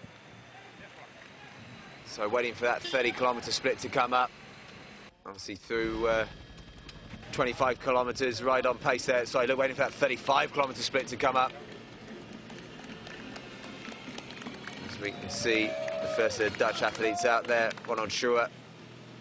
It looks like, I wonder whether that is a pacemaker now or just another athlete there. He definitely lost one of the pacers that was with him. There's a slight gap back. He's trying to pull it back, but you know, Bezabel is running a lot better, and Germer seems to have gone again. Well, that's very strange, isn't it, really? He was looking so strong, and now he's got to a drink station, and look at the cadence has dropped entirely. Well, Bayabel seems to have dropped off as well from Chebet. So Chebet seems to be the only one now with the two Ethiopians that seem to put in an effort. Definitely Germer, he put a massive effort in, looked at his watch and maybe decided that it was a little bit too far to maintain that tempo.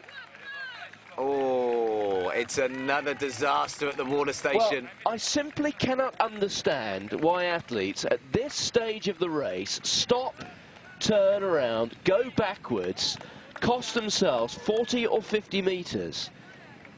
It simply is beyond explanation. Well, there seemed like a huge grimace as well, because the last thing his body needs at that time of the race is a sudden turn, you know, to ask the muscles to suddenly work dynamically and literally turn your whole body round to go back on yourself to get your drinks. But at this stage, I mean, even they know how important it is, you know, at this stage to get their fluids on board, to get their own personalised drink on board. But you're right, they should know where the water stations are and the specialised drink stations, because you know it's like a motor racing car not knowing where their pit stops are. These are vital, and that could cost him the race now, at least a podium position. He may need the drink, but I would have thought he certainly needs the 40 or 50 metres that he's lost rather more. And if you've been taking your drinks through to this stage, I would have thought you can do without it if you miss it. It really doesn't make any sense at all to stop, turn around, go backwards, because you're giving away your chance of victory. It's as simple as that. Absolutely. It should be in their preparation, though. I mean, they put all the miles in. They should know exactly where all the drink stations are, and it should be programmed in, because, you know, that, you know, even costing yourself a couple of seconds, that hesitation. We've seen people trip up at drink stations. We've seen people dive, you know, over to get their drinks, and it ends up in injury. So the last thing they want to do is get an injury and miss their drink. Well, while all that has been going on behind Bernard Koech hasn't really taken full advantage to get away, which does maybe suggest that Koech is not as full of running as maybe we might have thought, because Chebet, who I thought was battling just 5 minutes or so ago, if anything, is closing on Koech here. Now, this maybe means that the pace out in front, the tempo has dropped a little bit. The aspirations to run that course record of 2:05.41, maybe that slipped a little. Chebet, certainly not as relaxed as he was 10 minutes ago, but if anything, certainly holding that distance on Koech, and I think if anything, he's beginning to catch him now. And well, I was writing off his prospects as he slipped back to 4th place with other people going past him, but now he's in with a real chance here of completing a 3rd victory in the Amsterdam Marathon. What has Koech got left beneath the bonnet? He's got a lead of about 15 metres. He's only got something like 17 minutes to go. Can he get the job done? I think they're well inside course record pace, and I think they're knocking on the door of 2 hours and 5 pace. Don't seem to have got an official 35-kilometre split through, but last year, course record pace, Chebet was just inside 1 hour 45 minutes. But that last 5-kilometre split and the pace that Koech seems to have injected, and you're right, Martin, that gap grew, and it grew a little bit larger, and now it seems to come back, and Germer's back in the race again, that hunched over style. And he's not given up the ghost yet on this race. Well, it's amazing, isn't it? He gave the other two athletes 40 metres, something like that, to stop and go back and get that drink. You do wonder now, if he hadn't done that, he might be running alongside Koech. And the whole energy wasted in that as well. So, you know, it's not something that you want to do. And maybe a telling glance over his right shoulder there. It's always the telltale signs of a runner maybe looking or feeling more about the athletes behind or their position than looking up ahead of them. But he can see the two leaders in front, the two Kenyans there. Chebet and Koech. We've got the two-time winner in second, and we've got Koech, his first time in Amsterdam, just his his third marathon. So one phenomenal performance and one disappointing performance. But he's not giving up the race yet. Koech's lead not overly extended, so this race is not done by any means yet. Well, there you can see the speed averages that they've been moving at, and they're maintaining it pretty well. Wilson, Chebet. So interesting, that 20 kilometres an hour speed they gave us for that 35-kilometre split means that they're inside or thereabouts 15-minute pace, and that would, as we said, put them well on, you know, schedule for the course record. And my calculations are right. If they can maintain this pace, then we're definitely going to see a course record. But we could also see the first man inside 2 hours and 5 on an Amsterdam course. Well, look at this man again, Germer. He's had another resurgence. He's going to breeze past Chebet here. Well, could he yet be the story of the race? In the last 10 kilometres, having stopped, turn around, run back to pick up a drink, and then eventually found his running again. But now that he's gone on the shoulder of Chebet, he's dropped the cadence once more.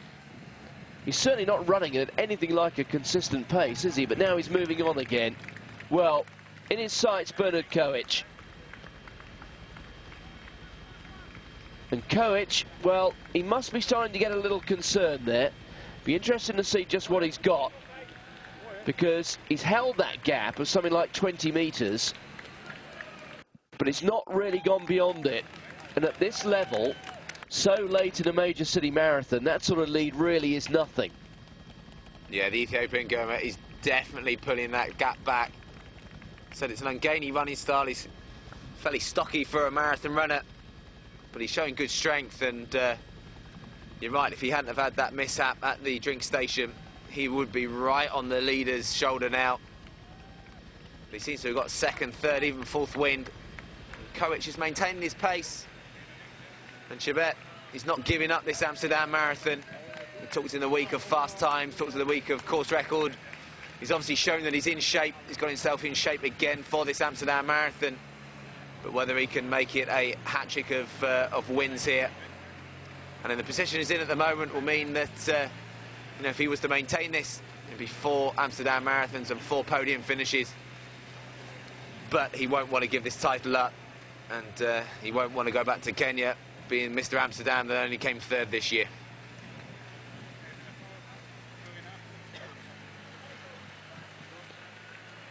So Chebet, who has been the runner-up in this race before, that was in 2010 when it was Getu Faleki who won it, but Faleki, one of the first to drop off the leading group here. Still a lead of, what, something like 20 metres for Bernard Koech. And now Germer has allowed Chebet to go past, and certainly from that angle, it suggests that that gap is closing all the time. He looks good again, Chebet, doesn't he? He really did go past Germer there with a turn of speed. And there's always that part in the race, if you go past an athlete, do you go past gradually or do you really put the hammer down? And he's really got the bit between his teeth, and he can see Koech. He's only probably about 10 metres in front of him, Martin, and that lead is definitely being closed down. Yeah, so that's dropped dramatically, hasn't it? And that rather suggests that Koech is feeling the pace out in front. Now, if Germer can use this as some sort of inspiration, we could have 3 men together very soon. So, a little more than 10 minutes to go. It's going to be a dramatic conclusion to the Amsterdam Marathon. Wilson Chebet looking for a third victory in the race. It would be a third straight win. And Bernard Koech now will sense that he's there.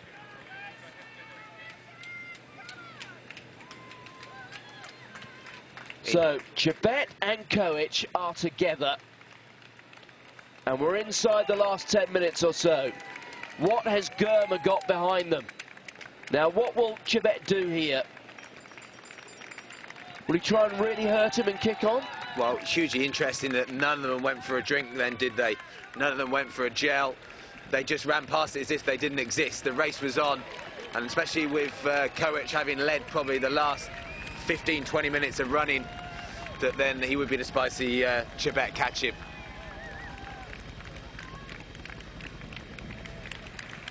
Well, it's two of the big guns going head-to-head at the conclusion of this Amsterdam Marathon.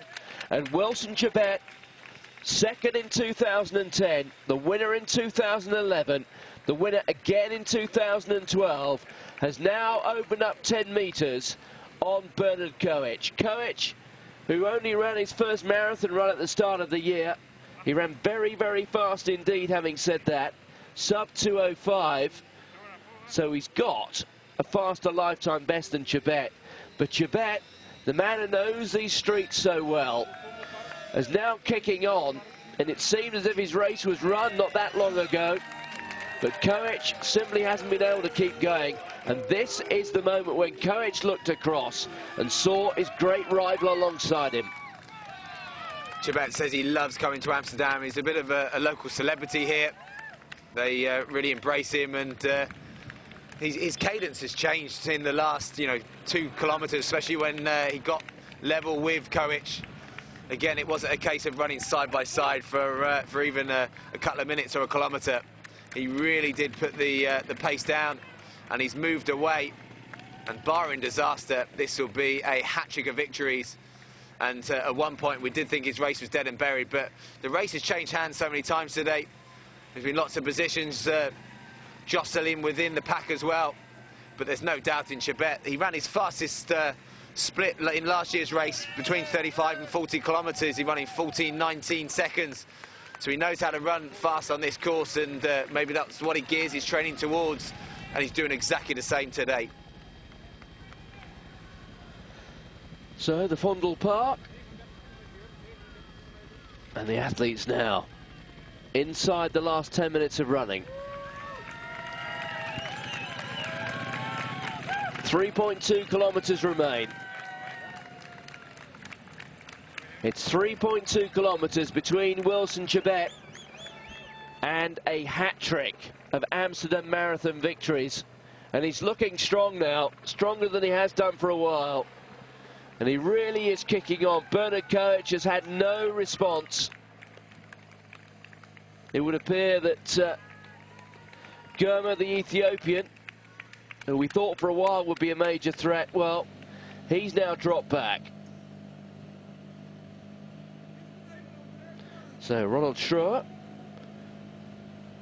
leading the race to be the first Dutchman across the finish line, looking strong, now running on his own. And towards the end of a marathon, these stretches where you do find yourself running uphill can really hurt. Well, for these ladies, it's the marathon all happening around them.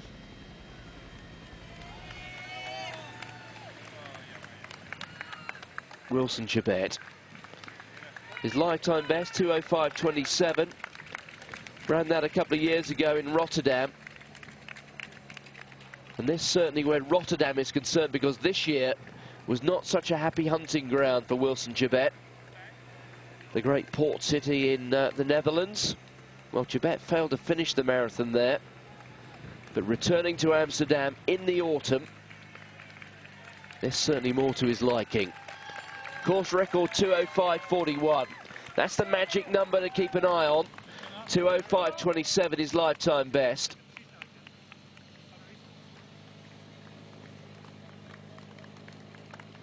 And that flag on top of that building giving us an indication that it is blustery out there.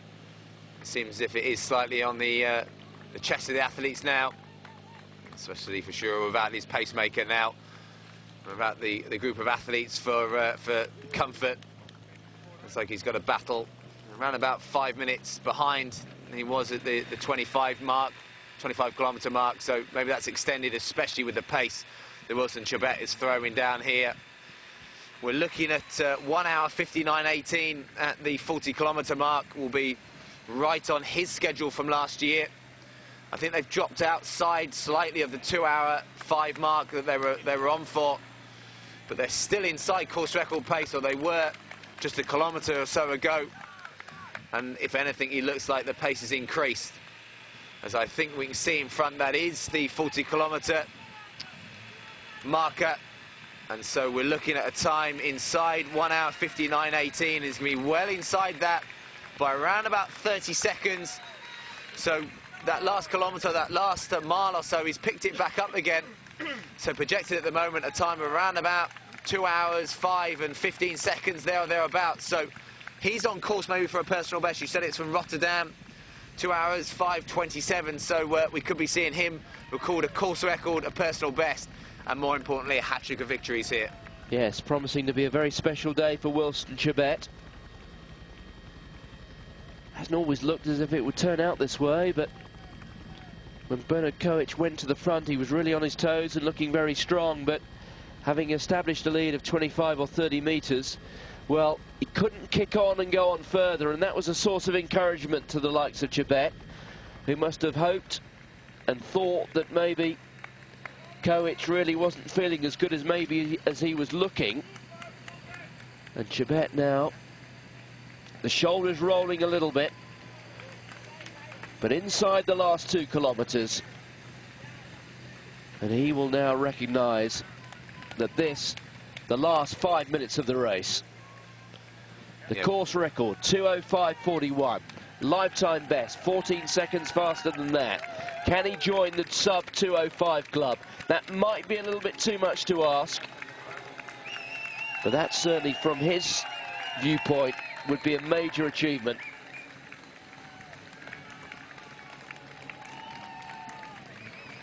So that's the official 40 kilometre split coming out on the screen, 1 hour 58.51. So well inside course record pace. He was moving at a phenomenal pace last year, so he's got to maintain this to finish it off for a course record. Obviously there's been lots of kind of sucker punches throughout the race, so he's going to be feeling it slightly. It does seem like his cadence has dropped slightly, and he is looking behind him, so hopefully he does know how close he is to the course record, or he's inside the course record, but more importantly, as any athlete will want, very close to a personal best. Yes, just running along Amstelveensweg towards the old Olympic Stadium. And with each stride, the clock ticks on. So this is one of the IAAF Road Race Gold label races in their programme, and they'll be scored upon the times that the athletes produce in this, that give them a kind of overall ranking. So the meet director, the race director, will want a course record, as Bernard Koech and Germer are fighting it out for second and third at the moment, but it looks like their races have run, as Koech has now dropped back to third. You've got to think he looked so good at one point and so relaxed. Maybe if he'd have just, you know, held his enthusiasm back and just held, you know, back with the pack, that he wouldn't be quite feeling it as bad as he is now. Yes, well, Germer, who, well, I'd stop short of saying it's been an entirely sort of eccentric race on his part, but it's certainly not been one where he's run at a steady pace over the course of the last 5 or 10 kilometres. But at the moment, Behano Germer, who has a lifetime best of 2:08.11, is certainly going to smash that to smithereens. But up in front, it's all about Wilson Chebet. The clock ticking on towards 2:03. He really is anxious to get towards the finish.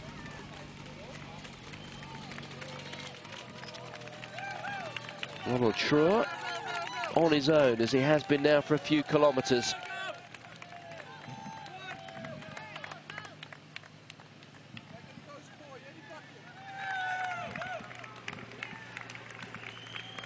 And that's the leader back on our screen, Wilson Chebet.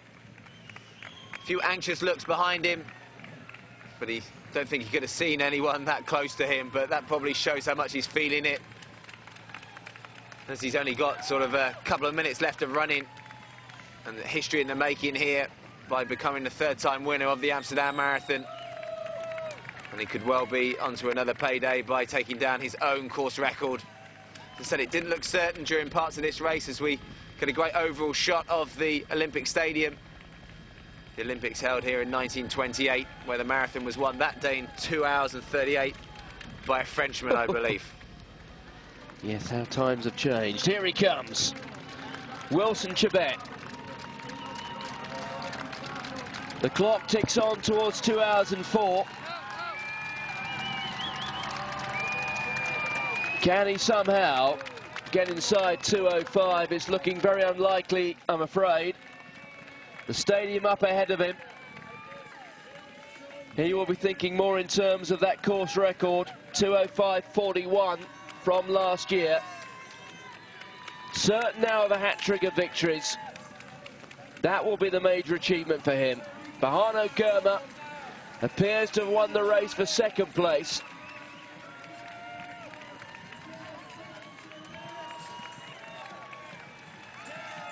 Wilson Chebet, the right-hand turn. There's the tower, there is the stadium. He just wants to get inside there and get across that finish line.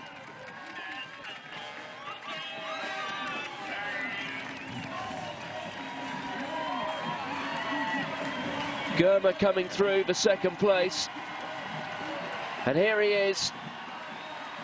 The clock going through 2 hours 5. It's not going to be sub 2 hours 5. And now really it's going to be desperately close for that course record. Inside the last 200 metres, it really is going to be desperately close. The personal best, that's not going to happen. But here he comes.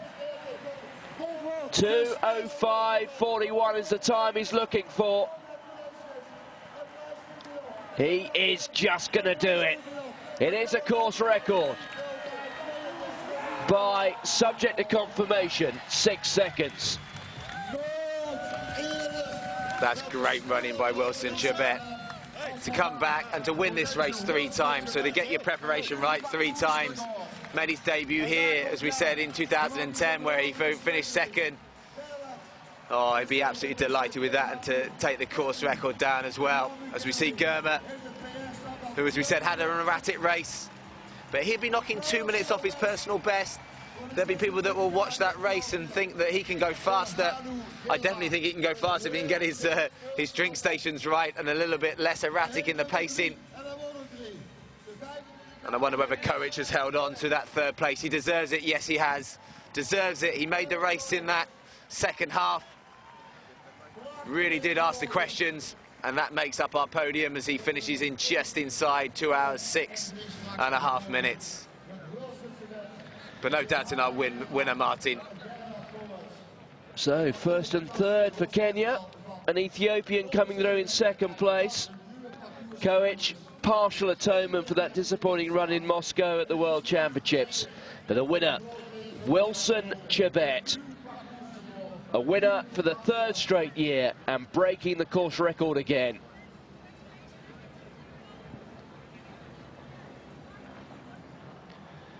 So a chance to reflect on that performance.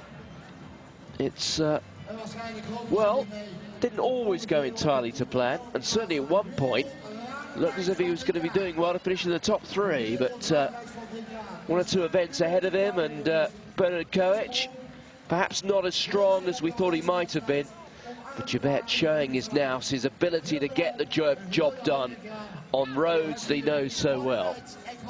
Yeah, it was only about 10 kilometres out. He dropped to 4th place, didn't he, and wasn't looking like he was having a great day. Koech looked like he was pulling away, but yeah, that last 10 kilometres from Chebet, especially that last 5 kilometres. And maybe he's boxing clever by just knocking 5 seconds or so off that record time. He'll be already eyeing next year another chance to come back and maybe be the fourth-time winner of this race. Abdullah Shami Dawit comes through in fourth place. Just outside 2 hours and 8. So he paid the price in that last couple of kilometres. As we said, it's fairly rare for a major city marathon to finish on the track. It gives that feel of a championships where they come onto the track and run that last 200 metres. And I think that was something that Chebet really enjoyed today. As we can see the athletes coming in, again, they'll be looking to get inside various time bonus performances. These guys are looking like they're going to be inside 2 hours and 10. Because I think that's our leading Dutch runner. Yes, he is coming through with 2 kilometres to go, Martin. Yes, there he is. Ronald Schroer. By the way, it was Gilbert Yegon we just saw coming through there, just about to enter the stadium, the 2009 winner. And just getting past there, Dessa Endres, who was with the leading group for quite a while. So Endres has lost an awful lot of ground, now being passed by Ronald Schroer.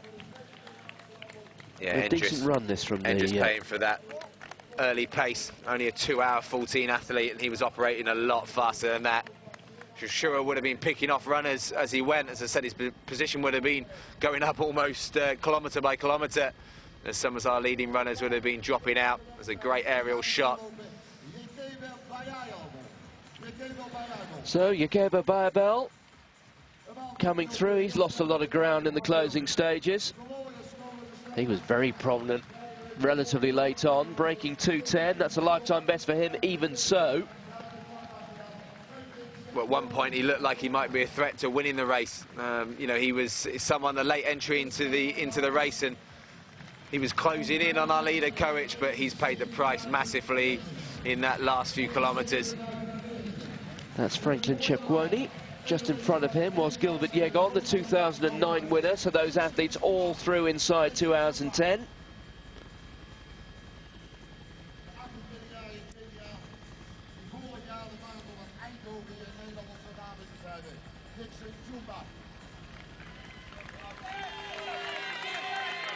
And here comes Ronald Schroer, who is probably looking for a time somewhere around about 2:16, 2:17. Yeah, I think that will probably book his place in the European Championships in Zurich. As I said, he gets the accolade of being the first Dutchman in the Amsterdam Marathon. But I think he's just struggled for bodies around him, hasn't he, in the last couple of kilometres. He looked fairly comfortable, and he looked like his pace increased when he had the 2 pacemakers with him. At one point he was calling them back, but he seems to have struggled the last couple of kilometres as they're still coming through.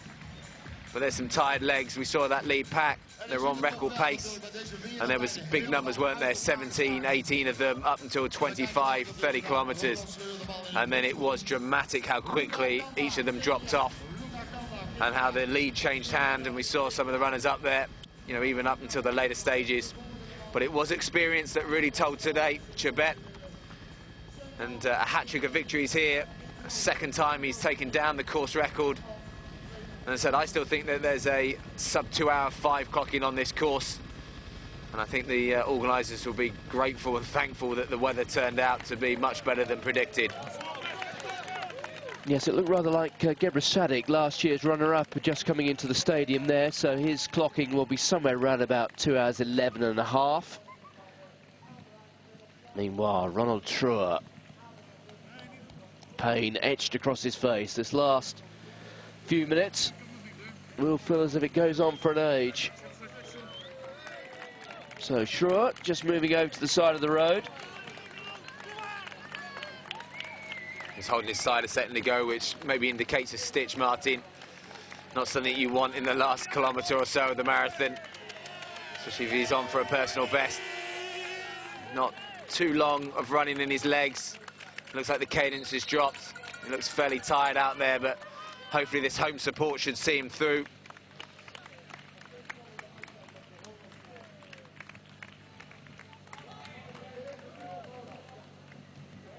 (2:16.19) is his personal best, so he's got around about a kilometre to go, so he might struggle to get inside that. But you can still see a couple of athletes in front of him.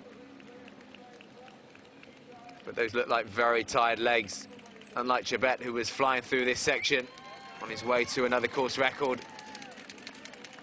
And this is perhaps also running at this sort of time where it shows that the Amsterdam Marathon, the depth throughout the sort of 210s, 211s, 212s isn't there in the same way that you might expect at a London or a New York or a Chicago. He's still running pretty quickly here, but there's nobody at all around him who he can latch onto and help him. You can see there's one man ahead there, but he's essentially ploughing a lonely furrow. Yeah, it's more the base probably in European distance running, isn't it, that there aren't the 211, 212 runners or the masses of them that there once were. And therefore, if you're running those kind of times and maybe a few minutes slower, then you have a fairly lonely journey for a lot of the races, and you might pick off a few of the athletes that go out too hard. But hopefully he enjoys this moment, and he's got his sights on 29, athlete 29 in front of him, Denise Endres, who is a 2:14 marathon runner himself on his day, but he went out at a much harder pace today and he's definitely struggled in the second half. So there is Ronald Truer. Endres ran about 10 metres ahead of him on the road. If you are just tuning in, we're watching the closing stages of the Amsterdam Marathon, where we've seen Wilson Chebet. We haven't yet got the confirmed winning time, but he has won his third straight Amsterdam Marathon, and for the second straight year, he's broken the course record. Stunning performance, dramatic race in the last 10 kilometres. We thought for a while that Bernard Koech was on his way to victory, but he was unable to build on the 30-metre lead that he had, and it was Chebet who, well, sensed his opportunity and took it with both hands. And this, the leading Dutch athlete, approaching the main stadium. There you can see just one right-hand turn, then onto the back straight, the turn onto the back straight, and the 200 metres to get him home. So he's looking for a clocking, I would have thought, somewhere in the high 2:16s. It's going to be something like that. So he's going to be very, very close indeed to his lifetime best, perhaps just outside it. 2:6:19 is best, the leading Dutchman here. He's found second wind, hasn't he, in that last 200 metres. He's going to get a great reception as he enters the Olympic Stadium. He's got just over 200 metres, personal best 2:16:19. So it kind of suggests he's going to be maybe just outside that, Martin. It's going to be 2:6:20s, I think, isn't it? He's just going to fall short, I reckon, is Ronald Truer. A good reason to be happy with himself. The first Dutchman across the finish line. The pacemaking really set up for Koen Raymakers, but he dropped out very early, running alongside the Amstel River. And Truer now, his lifetime best just passes. He gets alongside Endres, and they cross the line in 2:16:26. And I think that, well, the little extra effort telling there on the hamstrings of Ronald Truer. But he is the first Dutchman home in the Amsterdam Marathon. I don't think his hamstrings like that last 50-metre sprint. Definitely both of them picked the pace up, and he really seemed to struggle at the end. But no struggling in that last 200 metres for our winner, Wilson Chebet. Fantastic performance. A hat-trick of victories in the 38th edition here of the Amsterdam Marathon. As I said, he'll be eyeing somewhere, maybe a faster time somewhere else. I can definitely see him running in the 2 hours and 4, and I'm sure he'll have half an eye on coming back next year and making it win number 4, Martin. So the great challenge now for Wilson Chebet to take the form which he produces year in, year out at Amsterdam to other major city marathons around the world. Chebet wins the Amsterdam Marathon for the 3rd straight year, and he breaks the course record as well. It's been a super performance from the Kenyan. From James Thie and myself, Martin Gillingham, bye-bye.